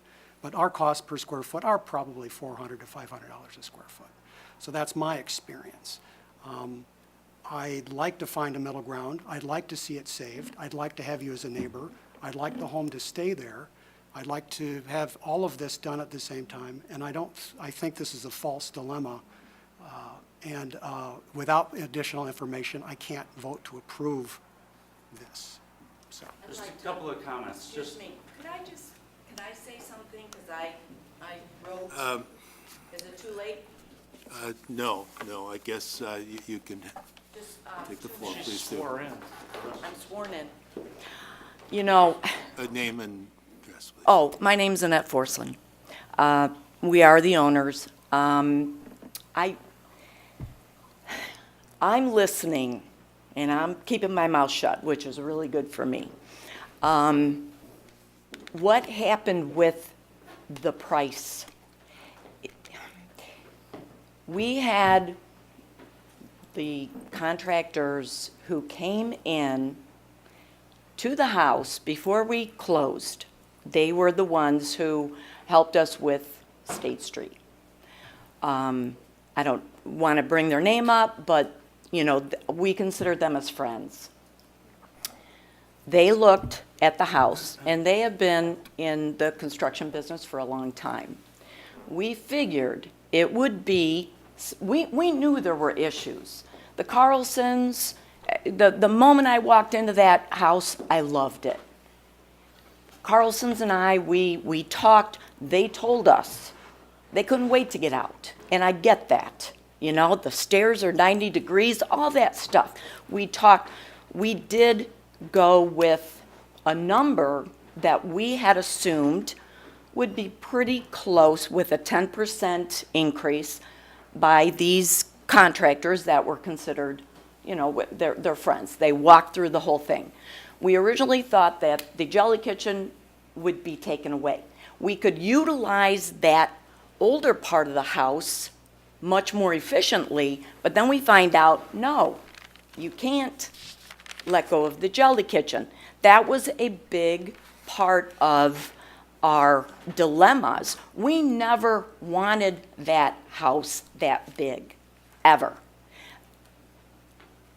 but we were having a hard time trying to figure out how to incorporate the old house. We couldn't put it into it as a kitchen because the addition is like 8 foot tall. A lot of different things. We couldn't change the ceiling. So anyways, long story being short, we feel that we really did have a reasonable amount just to do the old house when we, probably about 2 months before we closed. Unfortunately, when we started opening up walls, people are we still don't have one single contractor yet who can figure out what is going on with the structural part of the house with the kitchen. Nobody knows because it's a balloon piece of property. So I respectfully just say we probably don't sound like we have done as much of the preliminary work, but we really did. And unfortunately, none of the bids, nobody was willing, except for the one in Geneva. He was the only one willing to take all of his subcontractors and look through the walls. The contractor who I hired to do the light demo had explained this is a cluster. And I said, well, we knew it was going to be difficult. We just didn't know structurally how difficult. So anyways, thank you. Appreciate you listening. We're not adversarial. We love the house. That's why we bought it. So anyways, thank you for listening. I just want to respond to a couple of comments you made. First of all, a lark, we put a lot of work into this, so I take great exception to your comment that what we've done is a lark. All right, just for the record, that is not the intent. The addition that you're looking at was a proposal that conceptually was approved, but also not part of this consideration. So if we're allowed to demo this house, we'll come back with a ranch that's going to be 2,500 square feet. In addition, you also stated that we didn't intend to live there. We did intend to live there. So I just wanted to clarify the facts. And I also want to straight up in the issue about saying that all the stuff that we provided is a lark. It's not. Let me interject one thing real quick here because, I also have a hard time grasping the numbers that you're coming up with because. It's not my numbers, but yeah. May I finish, please? Okay, because you're going by a estimate that you received, of which somebody looked into that, and we're looking at an 8-room home here. I'm sorry, what room, what are you 8 looking rooms. In the current house, there's 8 rooms. There is 2 bedrooms upstairs, a sunroom, a porch, a kitchen, a bath, a parlor, and a dining room. at? Okay, just. To me, that adds up to 8. Okay, Okay, including a porch that's outside. And, there's no porch outside. well, there is a It's enclosed porch. enclosed porch. Okay. So, we've got 8 rooms, one of which is a bath, and at an average renovation cost of $64,000 per room. And that's something that I have a hard time grasping because of an 1,158 square foot house, to me, and this is the only really viable bid that you decided to bring forward to us. So, Well, I don't know how to respond to that, other than to tell you that I've provided you the detailed bid. well, Mr. Forslund, you're telling us here to look at economic common sense. Sure.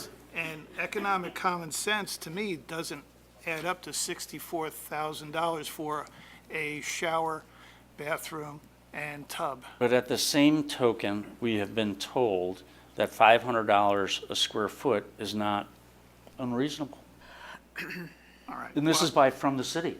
And, okay, sir, I understand that, So and I'm- and I understand that you're very well versed in the procedure here for the demolition to come to your means. Trying to So, make effective use of everybody's time. very good. Okay, I made my point. Okay. Can I think just apologize? What I'm hearing is that you're possibly, because you wish to have further information, or you feel that there's something that's unavailable at this meeting, or you're looking for other testimony? No, what I meant by Lark was not them personally or any of the work that was done, but that it was a logical option that wasn't germane. Straw man might be another word. That's at least in my way of thinking, that the estimate was to restore the home to a condition that no one has any intent to occupy. That's how I'm interpreting things. That's all. Do you feel that the information you've been given here, that we need additional information, or do you think that you have enough information? I think I have enough information. You have enough information? You feel I that do. we, really? I have enough information. And on this side too, do you feel you need additional information that's not available? Or did any other extra expert testimony or anything, or are we good with that? The only thing I was considering as we listened was possibly a site visit to see the condition. But I don't think that's necessary. I don't think I need it to make a decision.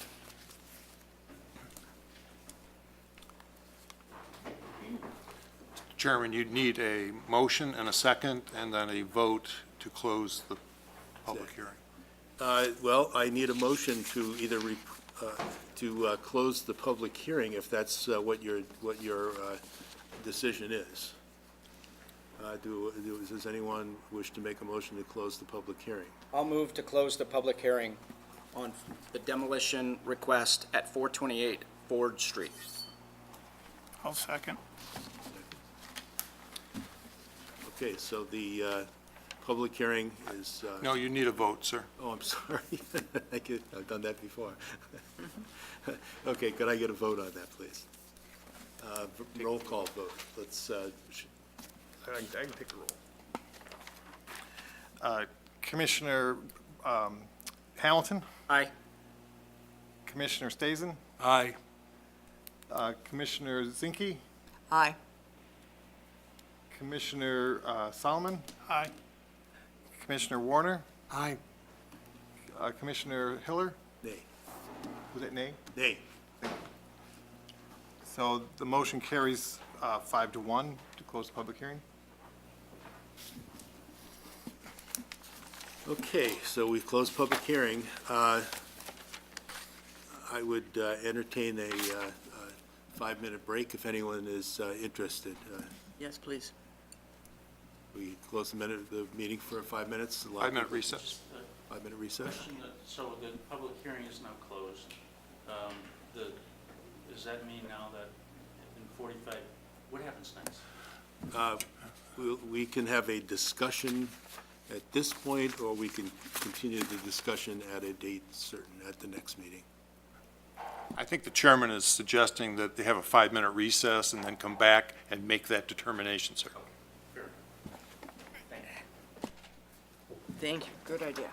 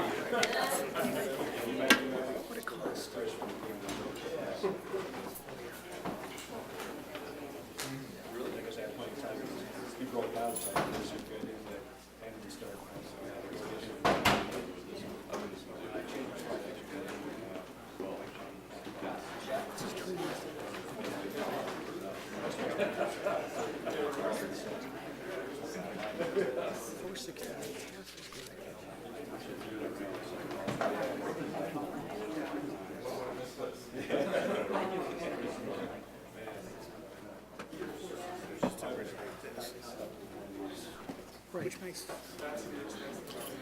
yeah.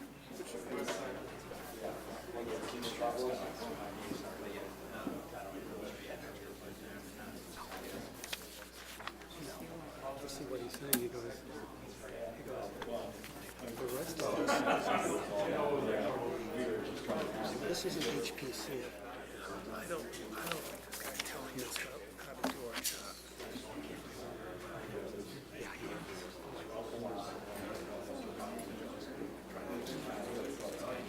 You're saying economic sense is making economic sense. And he You're gonna says, take this little bathroom.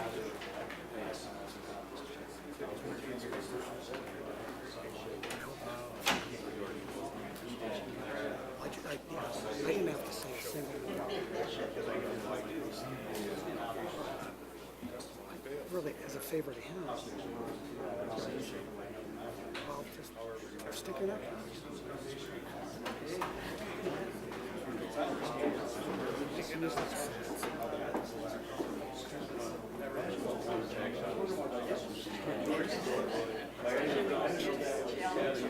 Letting the property deteriorate. I was going to show a picture. We were going to take ownership of the Byron Kendall. I know that the contractor was told by Tain County, you can put in your development, but you must say it's open. So they lifted it up and they completely secured it. They even put a new roof on it. There it sat. As it turned out, the local farmer took it, so they'd only move it like 500 feet. But it was secure. Be buttoned up like for a hurricane. That would be more respectful. The critters and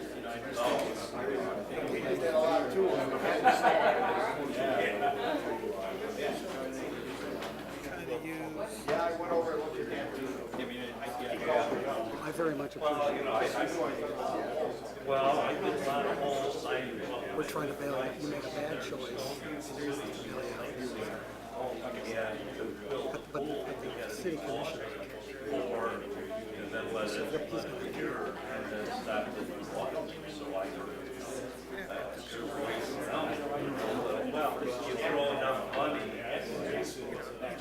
Going in front of the commission.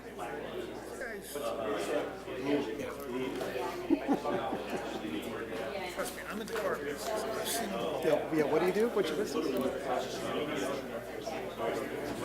Okay. I work with several dealer groups in and around Indiana, Illinois.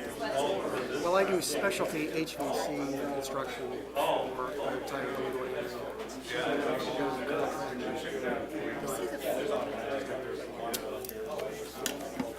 Well, see, what I'm trying to say is this is all in our purview. We have no jurisdiction. But if I was really being honest, I would come in with a 1,300 square foot addition and a 1,200, and then that would be viable. And then this is his golden ticket for tax freeze. I would take that. I just don't think the money. I would take this project on yourself. I would, but I'm not going to recuse myself because I'm not going to. Right. But I know it. Of course it is. In my heart it is. I can't convince them. I can't. Anyways. That's not our jurisdiction. I know, but being in passionate person, Because it's this big. He says we only need 2,500. Why do you bring everything? How much this costs? But this isn't what you want. He says, look how much it costs to fix this. That's not what you want. This is what you want. that's what they want. But why didn't you present me this? Yeah, it's not fun, let me tell you.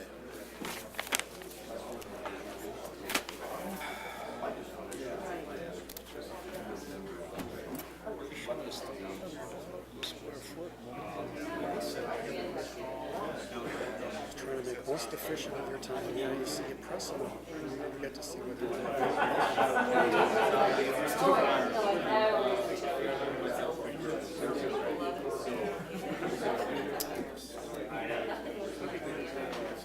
No, it's all.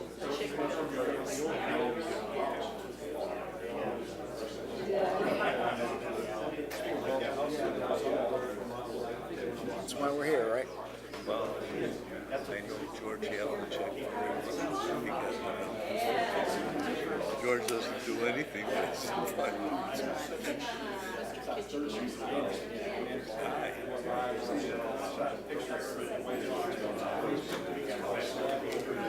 Yeah, tomorrow. Oh, yeah?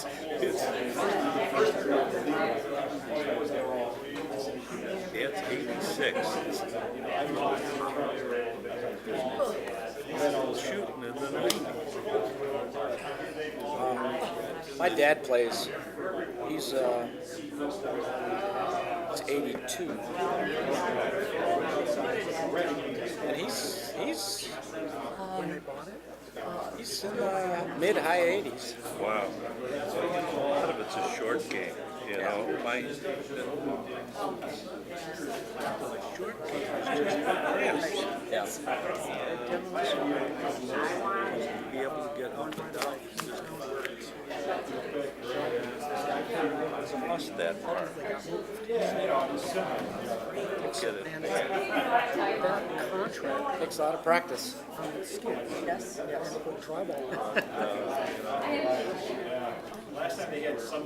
Diminishing returns. Well, that's where my game is suffering. I don't get out enough. You could.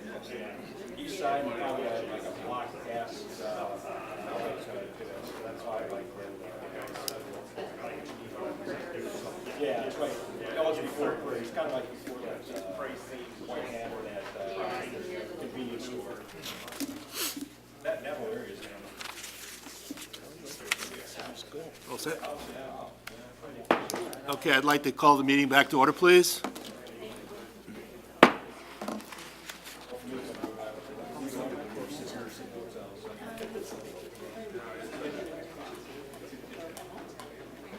All right, it's getting late. I think we have to make some decisions here. Either we should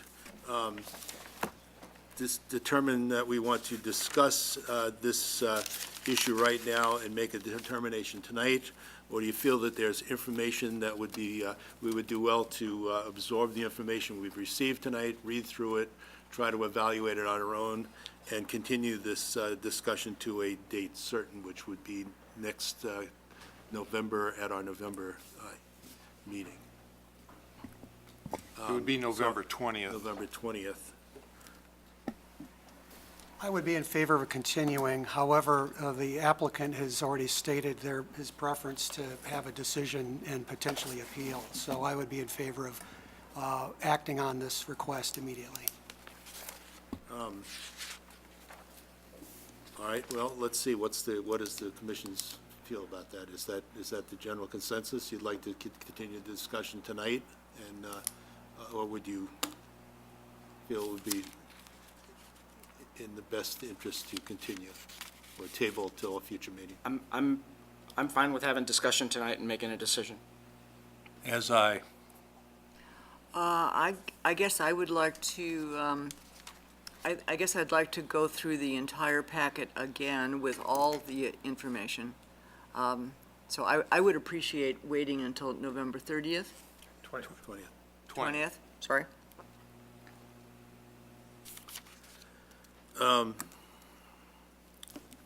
Well, I agree, so that I'm seeing a split. I don't, we need a motion to one or the other, or a discussion on whether you'd like to do this. I mean, do you feel that it would be of any benefit to continuing to go through the numbers a little more clearly? I mean, you can't ask questions or obtain new information, but you certainly can go over the information that's been presented and qualify it and make it a little clearer, and to the point where if you feel it's an accurate representation. Thank you. I feel we have adequate information, and I don't suspect additional is forthcoming. Okay. So I still need a motion then to,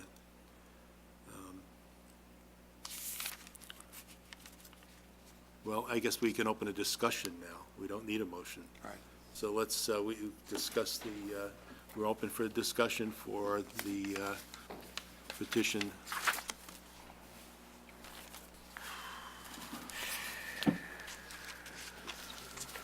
Who would like to start the discussion? Well, I will. I certainly sympathize with the homeowners and understand the situation.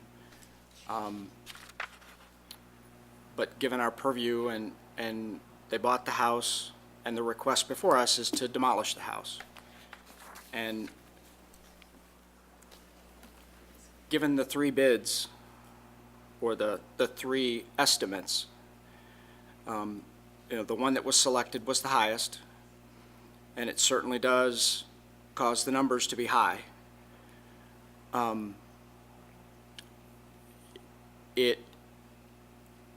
Even if an estimate was used somewhere in the middle, it would put the cost per foot at a much more reasonable and at a rate that is more consistent with what we're hearing other properties and renovations of being at. Tonight, I will not be able to vote for demolition,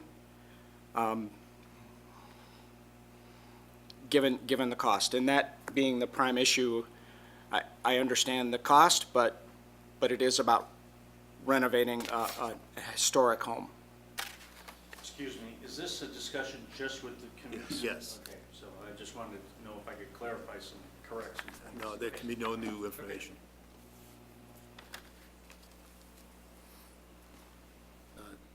Commissioner Stason, do you have a position? That sums it up as far as I'm concerned as well.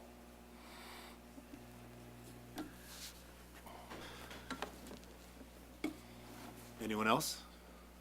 I think my points have been fairly clear. Commissioner Warner? I have nothing new to add. Just to say that, about the missing information, if we will, that we have, it's not our jurisdiction to comment on the new addition, I believe, other than massing and style and so forth. And I'm not privy to the cost of that. And I was told that a residence of 2,500 square feet is desirable. I've not seen an estimate for a plan of 2,500 square feet. I have an estimate for remodeling 1158, which I think is per policy and procedure. So I understand that, and I accept that. I don't question that at all. I simply question that the option of having a 2,500 square foot residence, we have not those costs, and it's probably not our jurisdiction to request those. And if it were, it would probably not be forthcoming. So that's just not helpful to me, but to me, then that means every possible option has not been exercised. Okay. You've already said yours. Yep. Commissioner Zinke, anything further? Well, I guess I'd have to say I can commiserate with the homeowners. Having been in not quite the same situation, but a similar situation. After 2 years, I would be pulling my hair out and be ready to just throw in the towel and ask for demolition. However, this particular building is one of our last buildings that was built in the early part of Geneva's history.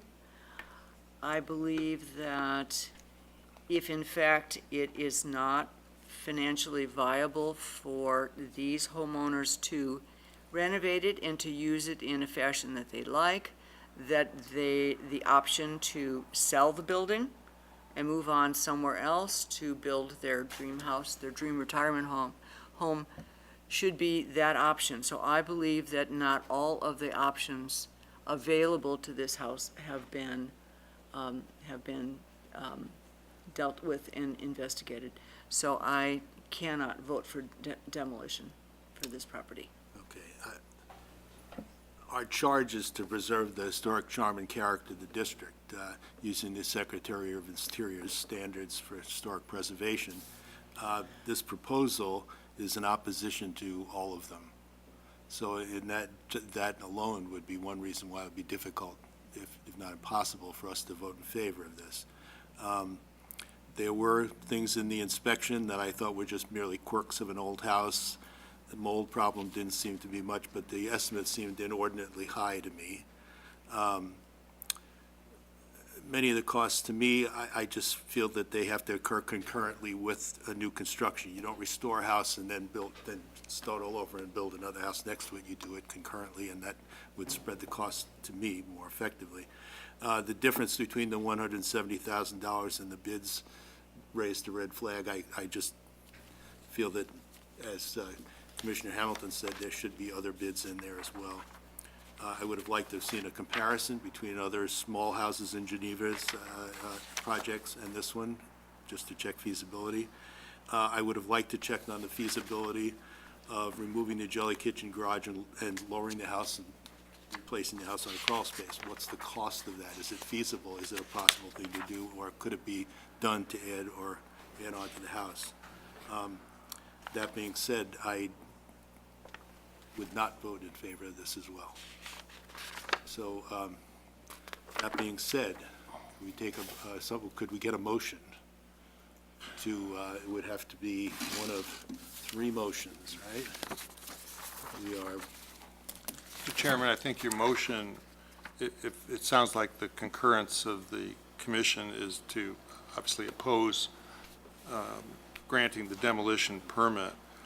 So your motion should indicate that the applicant's request for demolition permit be denied because of the applicant's failure to provide adequate evidence to demonstrate that the property would have no reasonable economic value because it would require an unreasonable expenditure when accounting for such factors as current market value, permitted uses of the property, and other costs of compliance with local, state, federal codes applicable to the property. And I'm quoting from section 9 of, subparagraph 9 of section 10-6-10 of the city code.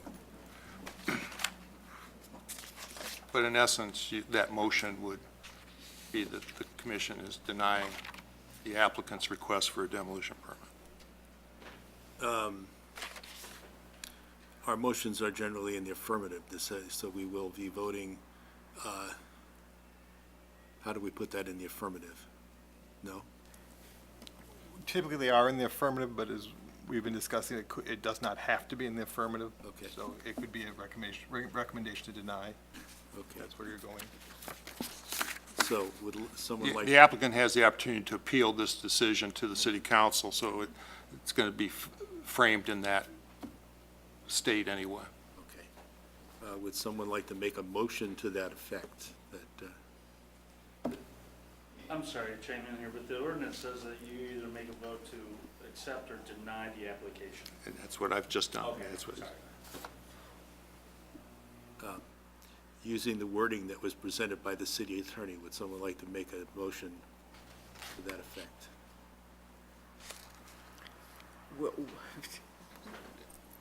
Ma'am, it's just a motion to deny the applicant's request for a demolition permit. And just that simple? That's fine. So we don't need to say what you just said? Okay, all right. I make a motion that we deny the applicant's proposal to demolish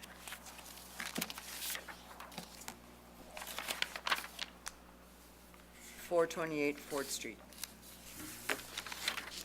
I second. Vote?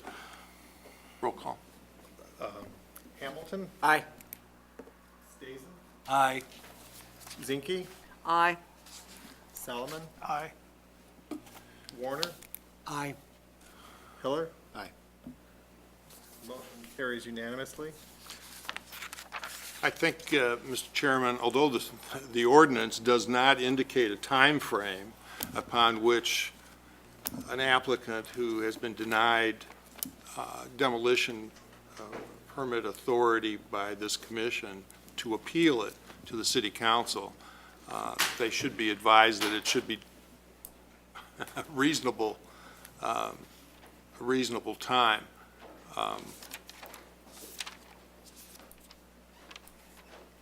Do you understand that?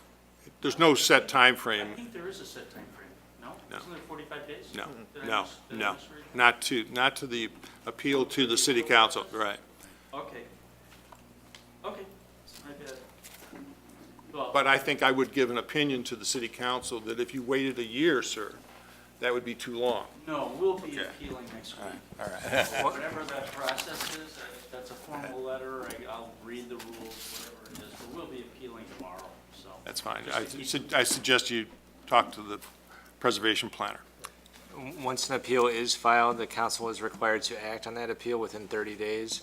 So we'll have to review dates, make sure you're available for those dates. Gotcha, okay. All right. Thank you.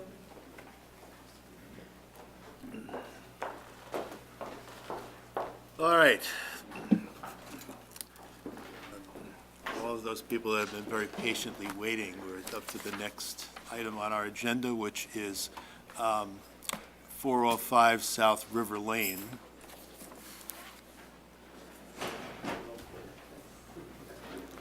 And proposal for a front entry walk paving. Thank you, Chairman Heller. The project at 405 South River Lane is coming before you because, per the ordinance and the permit review matrix that has been developed by the commission, paving replacement in a different type of pavement requires approval by the commission. This is a fairly straightforward or simple case to review, but that is why it's coming before the commission. The project at 405 South River Lane is located in the southeast corner of the Central Geneva Historic District, which is listed in the National Register of Historic Places, and it's also in the southeast corner of our local district. The proposal is to replace some non-historic unit pavers with bluestone pavers that have been proposed by the landscape contractor. For those of you who are familiar with the property, this property's had several renovations in the last few years. It is a Fraser and Raftery design built for the Renwick family. So it is part of the beautification project along River Lane.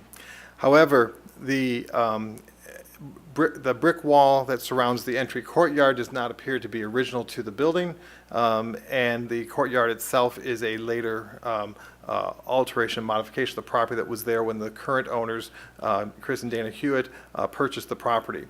The unit pavers are, like I said, not a historic material. We do not have any historic documentation of what the original entry walk was composed of or how it was routed to the street. And the other point I would like to just point out before I turn over the podium is that bluestone has been proposed at other historic properties within the historic district, and this commission has chosen not to approve bluestone as a historic material. However, it has been approved in non-contributing or new construction within the historic district. So it is found in the historic district, but it has had mixed reviews by the commission.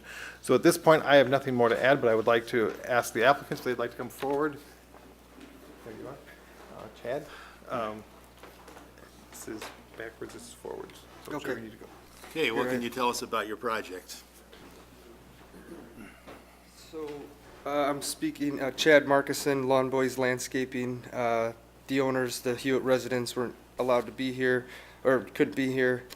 We're proposing to remove 250 square feet of Brussels block. It's a concrete worn-out paver, and install Pennsylvania irregular bluestone.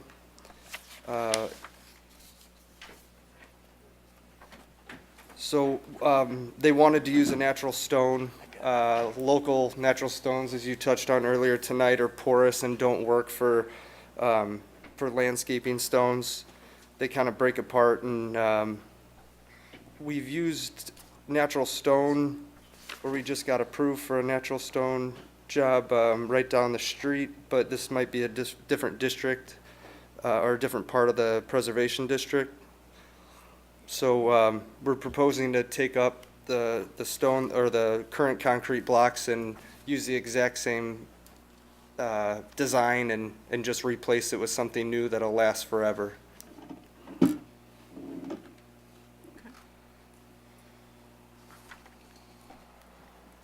So it's just the walkway from the house to the fence, to the wall. Yeah. Not a very large area. It doesn't really show a great deal from the street.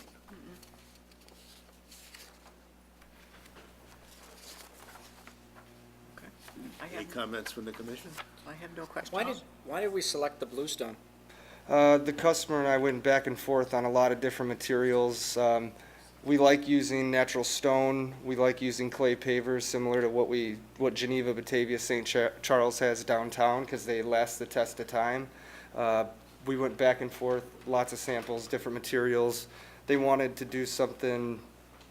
They were thinking about, the age of their house, and they wanted to do a natural flagstone, irregular flagstone, and this is what they were looking at: bluestone, cut bluestone, the more traditional bluestone that you see, but this was something that they ended up ultimately choosing. And are the owners aware of that it's not consistently, it's not found, as a historic element in the historic district and the historic homes? Yeah, I believe so.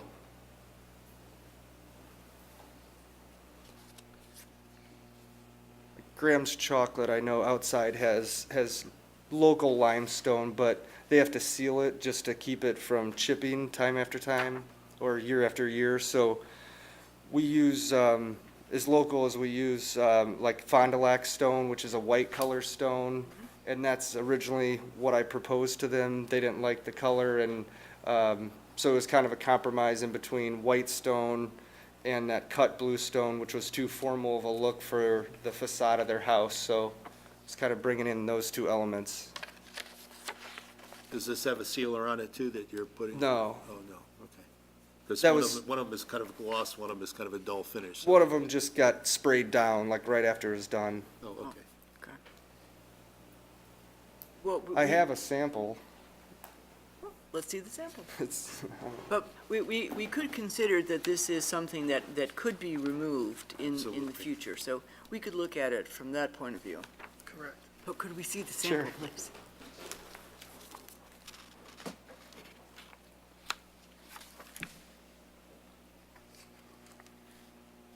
Yeah, it's not a permanent fixture. Right.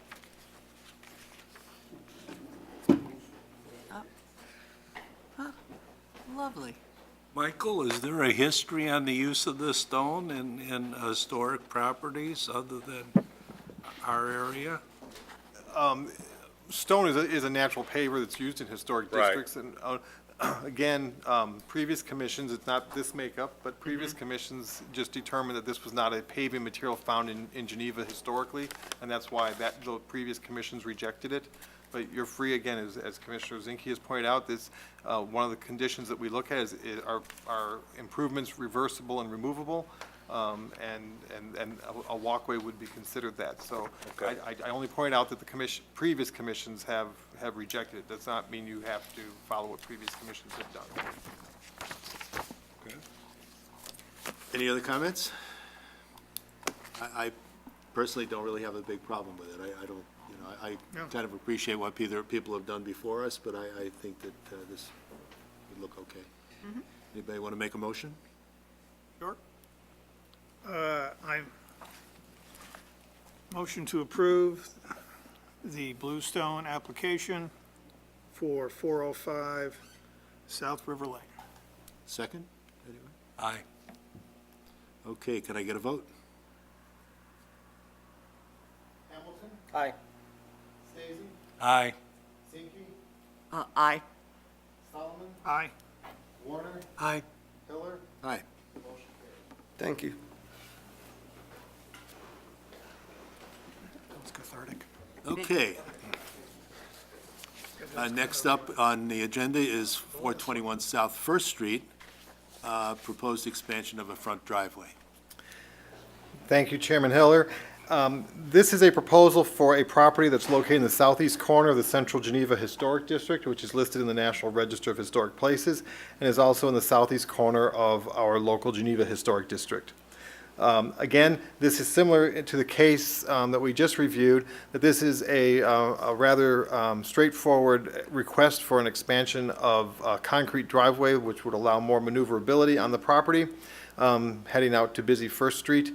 However, it is in the front yard and is visible from the public sidewalk. So per our permit review matrix, this request needs to come before the commission. It cannot be made administratively. And so the request is simply to add additional concrete where there's already a concrete driveway, again, to facilitate vehicular movement. So that is my basic introduction. I know the property owners are here if they would like to add anything or answer any of your questions.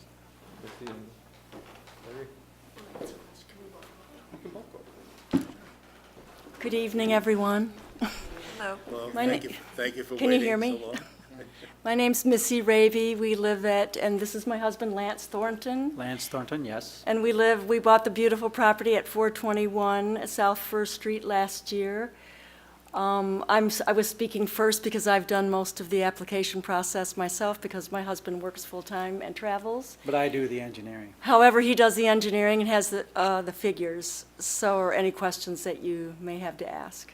Well, obviously, you're on First Street, so you're looking for ease in getting in and out and trying Exactly. to turn around and, Yeah, right now, the driveway's just wide enough for one car, so it's last in, first out kind of thing, so Oh, we sure. can't get around.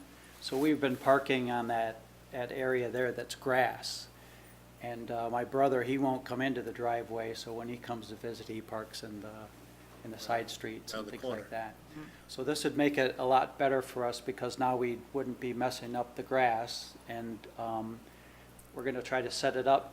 See, the drainage falls in front of the framed garage. It falls to the south. So we're gonna make this addition slope a little bit toward the south and make sure that the runoff kind of, that's my biggest problem, is figuring out how to get that runoff so it's gonna be neatly handled. But I think we got a good plan for doing that.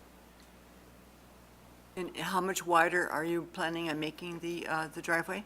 The new addition is 7.5 feet wide, and the existing is a little bit wider than 8 foot. It's about 8.5 feet wide. It's shown in the dark blue area in the south part of, we're not widening the whole driveway, Oh, just a small section. Right. oh, so it's gonna, apron will be smaller and then you'll pull into a larger drive. oh, I see. Right. So when you come in off of First Street, it will be the width that it is now, and then you will swing over to the right. I see. Okay. Exactly. Yes, it. so when you're on First Street, you can't see it very well. But when you come into the drive, you will be able to see it. Okay. Thank you. Any other concerns or questions? We get a motion? Well, we'll go 2 for 2. I'll go, motion to approve the driveway expansion of 421 South First Street, As presented. as presented. Thanks, Carol. Second? I'll second. Oh, okay. Who's seconding? Dave?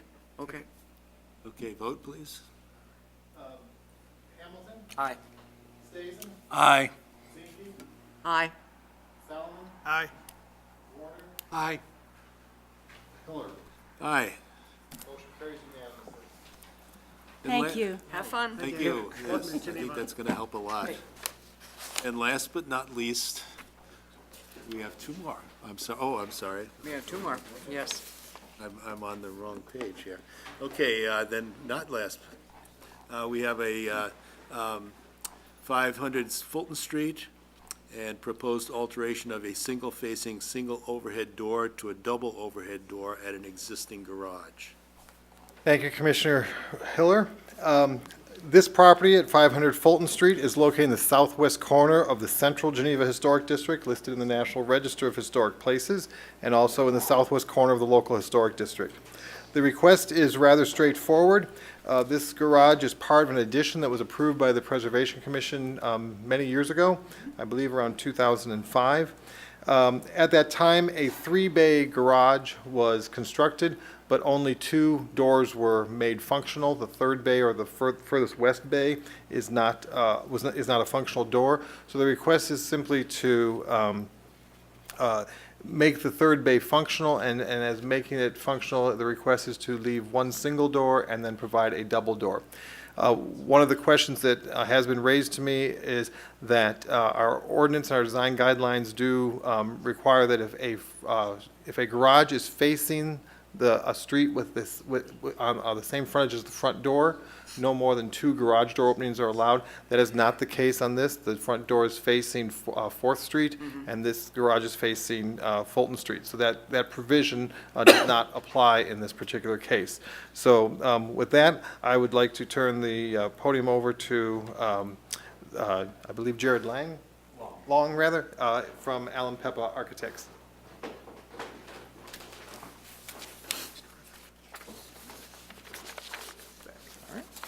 Good evening, Commissioners. Thank you for staying later to listen to us. Well, thank you for staying. Yeah, right? I don't know if I had a choice. So, as you can see, for some reason, they built a 3-car garage and then failed to make it a 3-car garage, opting to put only 2 doors in. The garage is it is recessed. It does not really contribute too much to the overall aesthetic of the facade. And expanding the door, because of its green-on-green nature, doesn't really stand out. So it's not even a very significant change aesthetically to begin with. To have a mock-up of the proposed elevation. So here you can see the existing on top, showing the 2 doors, and then a visualization on the bottom of the expanded door, which again, the green-on-green filling the existing mass. It barely even looks like a change. And can we see what the doors will look like? I think you had another visual for Yeah. us to see. Yeah, so conveniently, since the addition is so recent, the manufacturer is still in business. They're still making the same product line. So I was able to track down the exact model of the existing door, and they do come in a 18-foot wide option. So we'd be able to match the existing door exactly.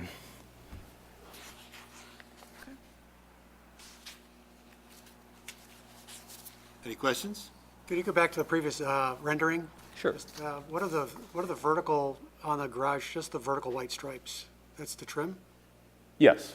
on the garage? Yes, it's there's a white corner trim, there's a decorative trim across the top, and then the inside edges of the garage doors are also white. And we would continue that same motif in And the on new design. On the existing garage doors, are there any lights? There is one porch light. It does not show up very well in the picture because of the shadow. You can see it in there. It's just kind of your standard coach light. Oh, yeah, okay, And we would be keeping that, I see. naturally. I think the new garage doors are more attractive than the ones that are there now. Yeah, it's much nicer than just an empty face. Yeah, yeah. I have one question. Going back to your photographs, if you're finished, I'm Oh, sorry. I am finished. Okay. Thank you. Why not 3 doors rather than 2 to keep the same bay arrangement visually from the street as shown in the existing picture? Sure, yes, I looked into that option because it does look like you could just pop a new door in there. It's not quite that easy because we need wall bracing when you start taking out more and more void. I understand the logistics of it. Sure. So the biggest door we could add to that space would only be a 7-foot by 7-foot door.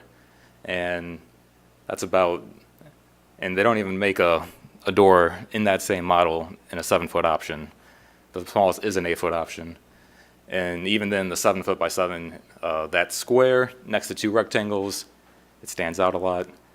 And in addition to that, I talked to the owners about it, and they did not like that option. They did not like the 7-foot door. They felt it was too narrow for the cars that they drive. It would be the odd door then, I guess. Yeah. If they were just going to use it for like a lawnmower storage, as is often seen in kind of this configuration of a 2-in-1, then obviously that would make sense, just a 7-foot door. But they do intend to use the full 3-car garage for 3 full cars. You could, it's pedantic, but you could continue the painting of the vertical trim white. You could. It's not historic, though. Yeah, yeah. I don't think anyone will be fooled by it. I'd agree, though.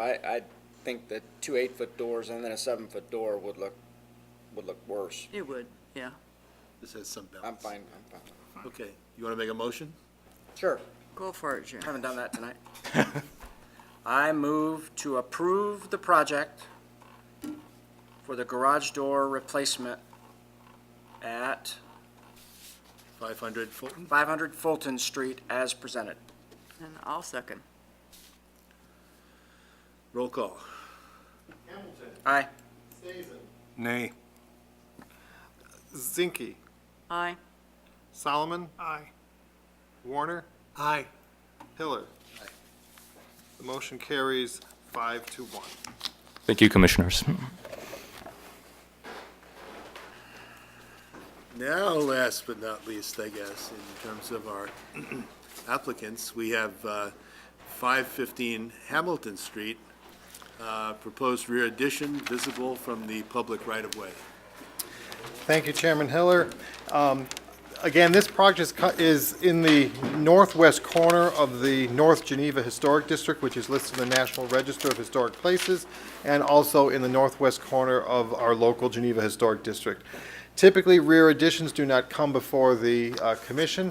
However, because of the high visibility of this this addition on the lot, I am bringing it forward to you for your consideration.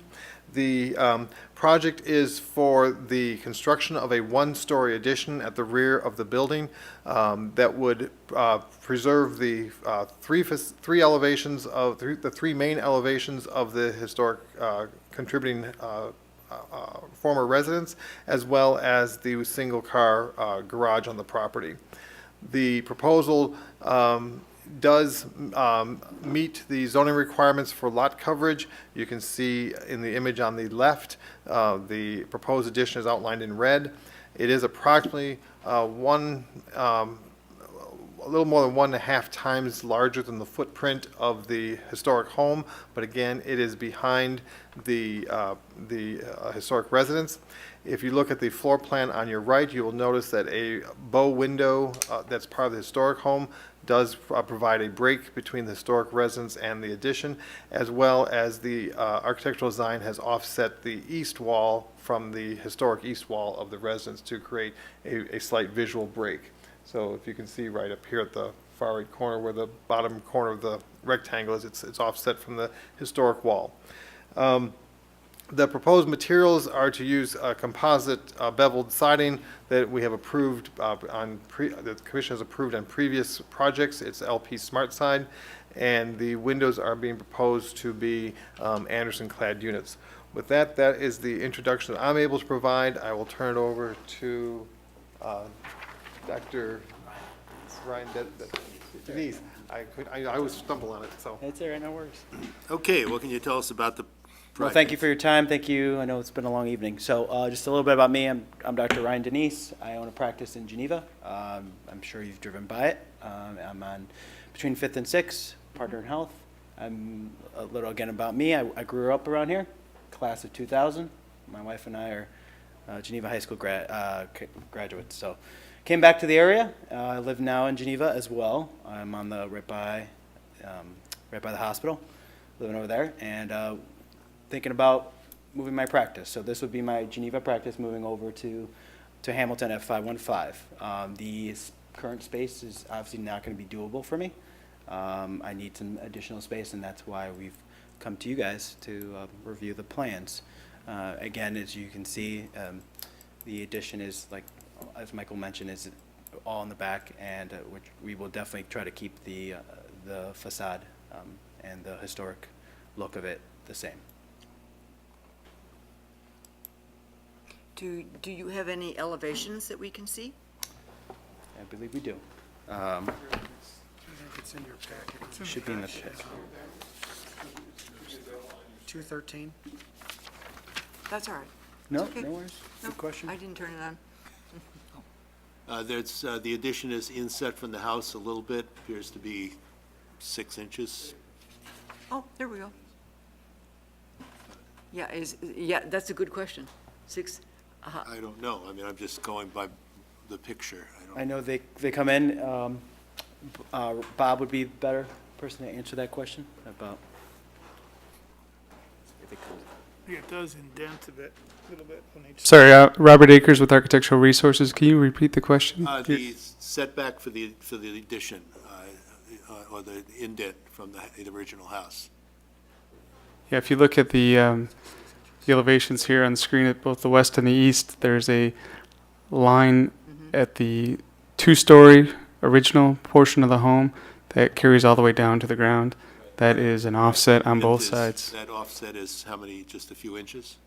It's a foot. So 6 inches on either side? No, or no, a it's foot? 12 inches. Okay.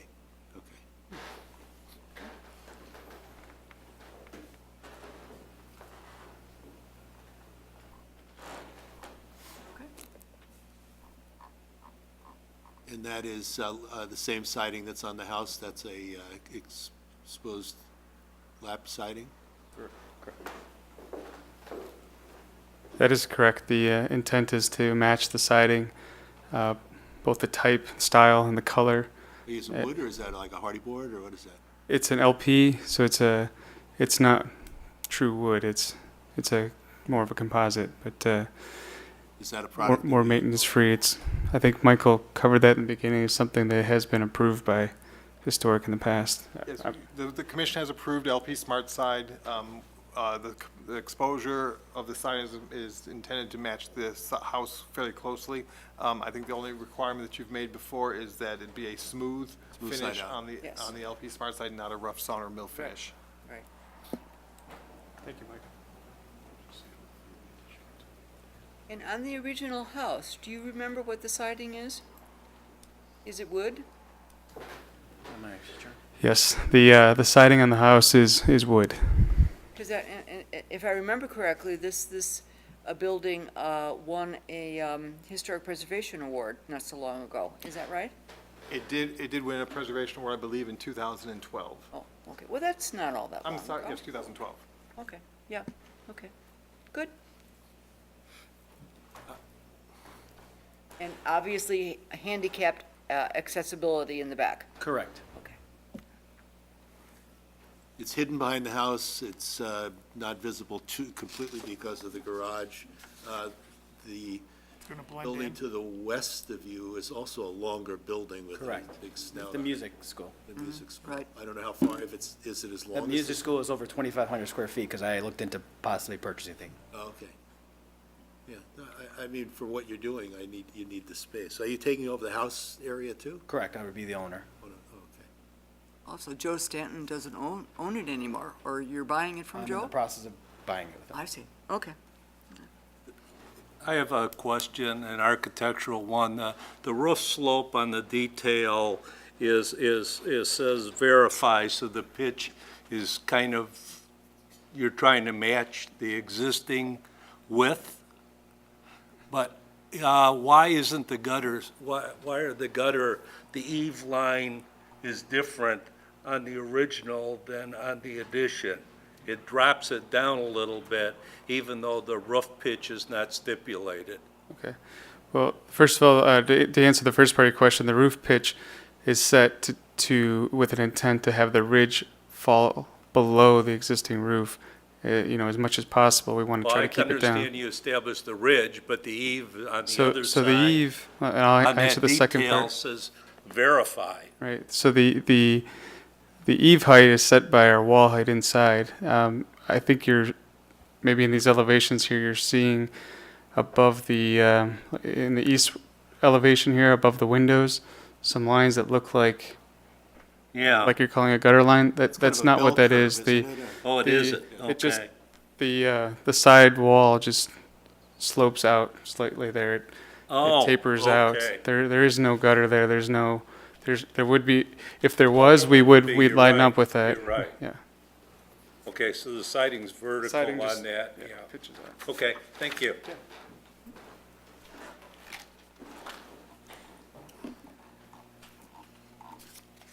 Any other questions, any concerns? Just curious, what kind of foundation is this going on, and what's foundation do you have under the existing home? We're proposing a crawl space under the new addition. It'd be a poured foundation wall. The existing home I believe, is block, right? It's a limestone. It's a limestone foundation, and we would be proposing to leave it as it is. We're just going to tie in our new and provide any openings that we would be necessary to run HVAC. Would you be eliminating siding to abut this or go over it? Sorry, what was the question? What happens to the siding on the addition that this goes up against? The back of the house. We would be removing the siding at the addition so that you could finish the interiors, now the new interior spaces within the practice with drywall and paint to match the rest of the rooms.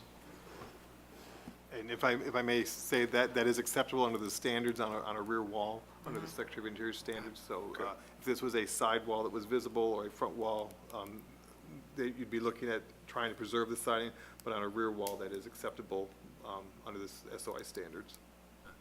I was just asking from the view of its removability potentially for some other use in the future.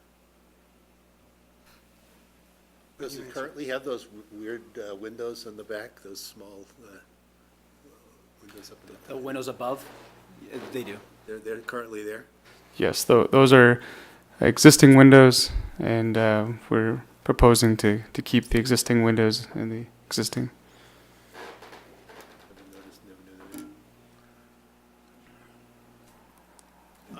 Again, just to review the requirements of the ordinance, the rear elevation really is not what's being reviewed, because we don't review the rear. We're looking at the side elevations because they are visible from the street.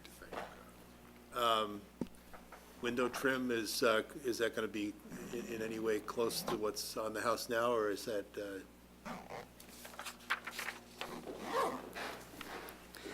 Yeah, we are proposing to match all the details from the existing home. Windows, trim, siding, fascia. We want to match color and match materials.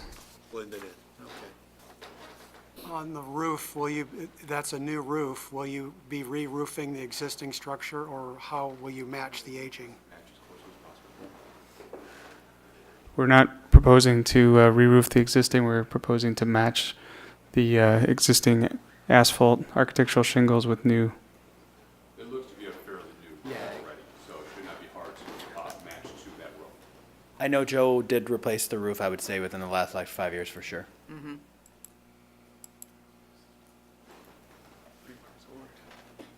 Anything else? No. Anyone want to make a motion? I move to approve the application as presented for 515 515 Hamilton. Second? I'll second. Roll call. Aye. Aye.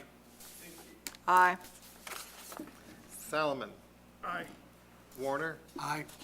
Miller. Aye. Motion carries unanimously. Okay, Thank you, everybody. all right, good luck. Well, when do you think you'll be starting? Yeah. Tomorrow morning. Okay. Joe would like to finish the deal soon. Thanks for Thank your you. patience. Yeah. We hope to be under roof by Christmas.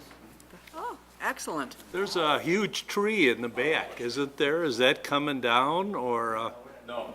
no? Oh, wonderful. It's going to be close, isn't it, or? I think there's still at least 10 feet, isn't there? Oh, really?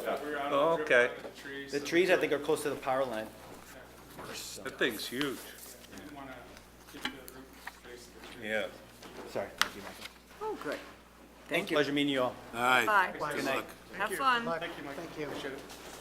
Okay, next on the agenda is the secretary's report. Welcome home. Is there anything to report new? Yes, I do have a short report. I'm handing out a handout to each of you. Last month, we had a case for the Larrabee House at the, I didn't get anything. we passed around. Come on, George. I'm sorry. We had a request from the Larrabee House. Thought they were all and, for me. The request is part of a planned unit development, and the commission requested some additional detail on the porch, but we were unclear in taking it to the Plan Commission after we looked at your motion as to whether or not they had provided the details you were looking for. So the discussion kind of stayed on the railing height and on the porch post, requesting that the porch posts have an apron and some kind of capital. But the commission was silent on the details of the balustrade or the railing and the newel post, et cetera. My question is, as the staff trying to work with our city planner, was that the intention to leave the newel post and those details of the railing up to the owner, or were you wanting input on what the details of those elements would be? So today, I received this document which shows the proposed balusters or spindles in the railing system, and also shows the newel posts. The application still does not show the lattice apron that was discussed, nor does it show any details of the porch post itself. And it does not show an alternate railing to reduce the height of the railing if possible, because that was another point that was raised during the discussion of the commission, but was kind of unclear in the way the motion was formed. So what I'm looking for from staff is to find out if these details provide the intent of what your motion was, to have some, the porch be more historically correct, or if there's additional information that's needed before this can proceed to the Plan Commission.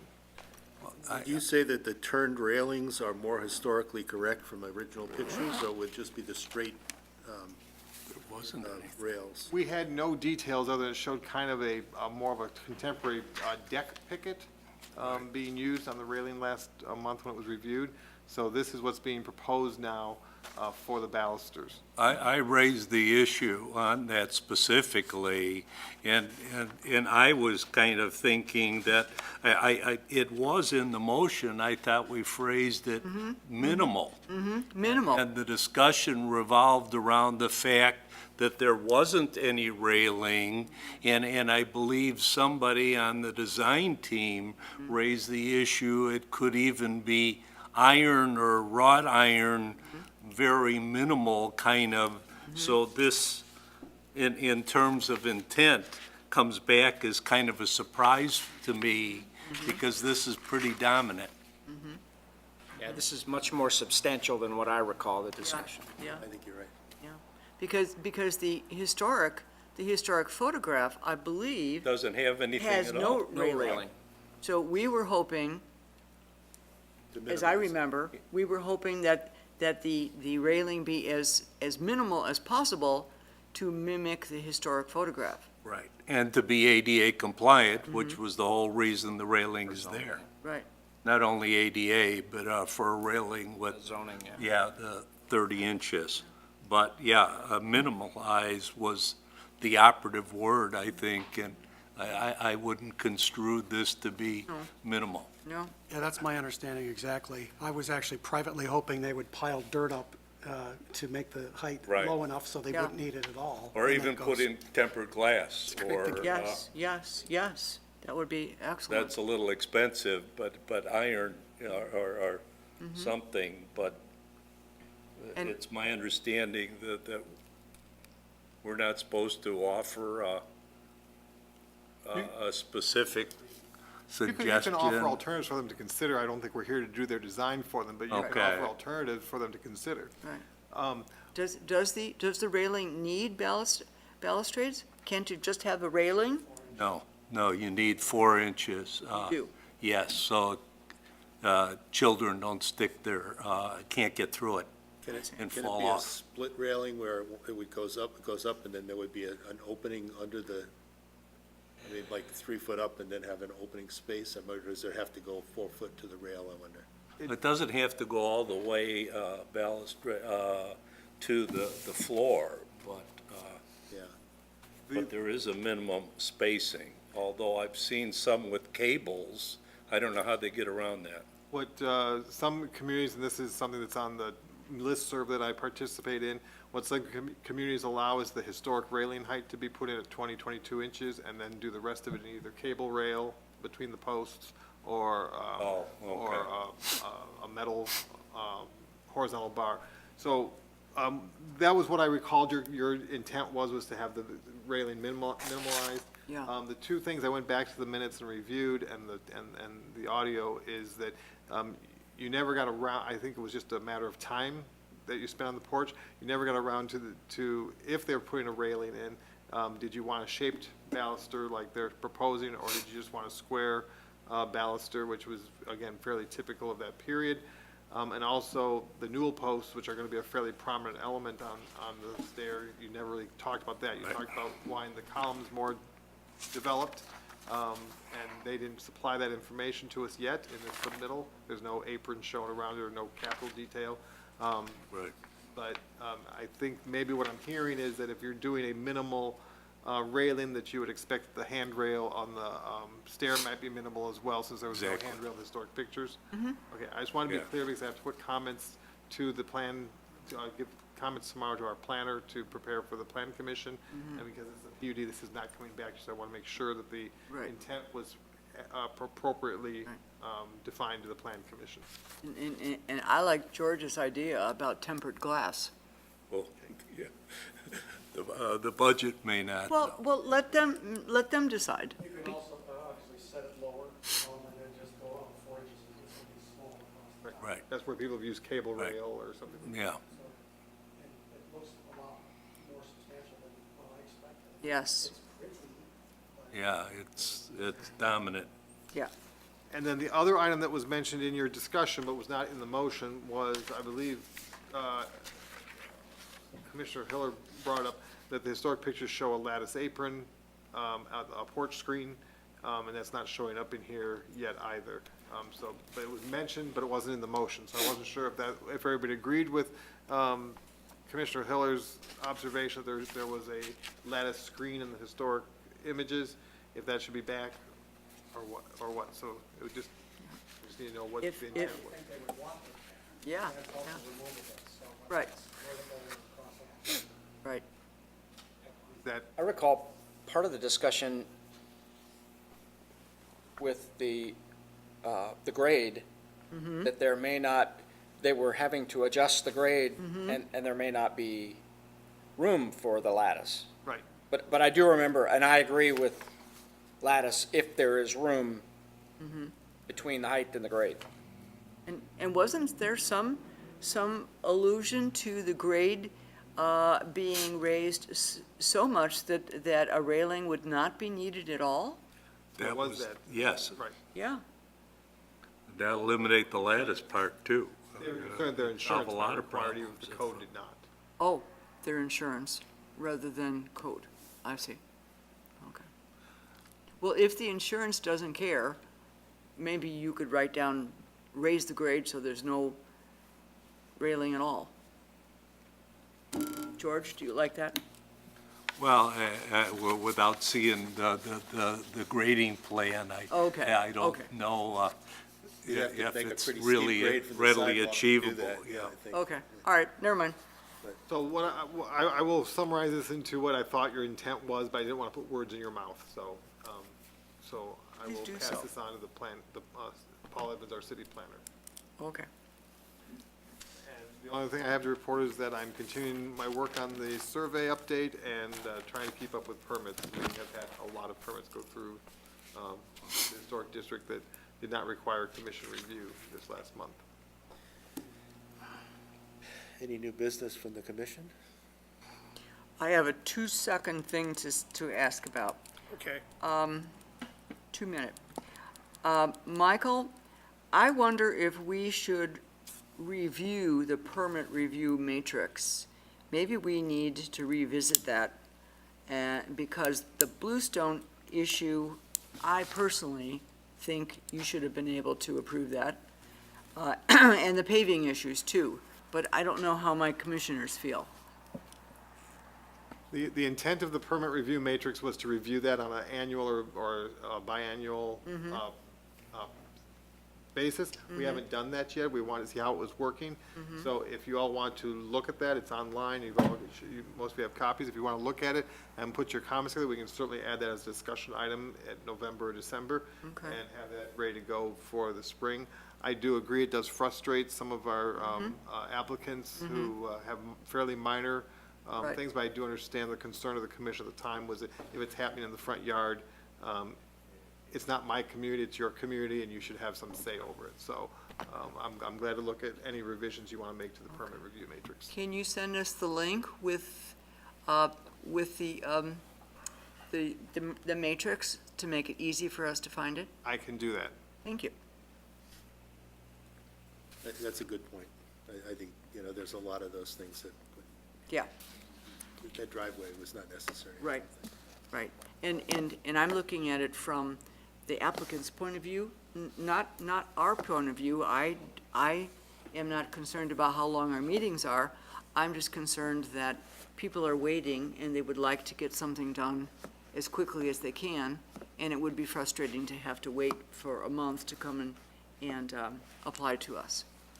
I will say, I think that one of the reasons it did not give as much administrative review is because I was a fairly new element in the city at the time, and I was an unknown.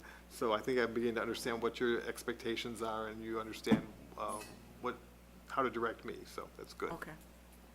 It's not adding extra work to you, though. I mean, you're still having to. I'm still reviewing them either way. Yeah.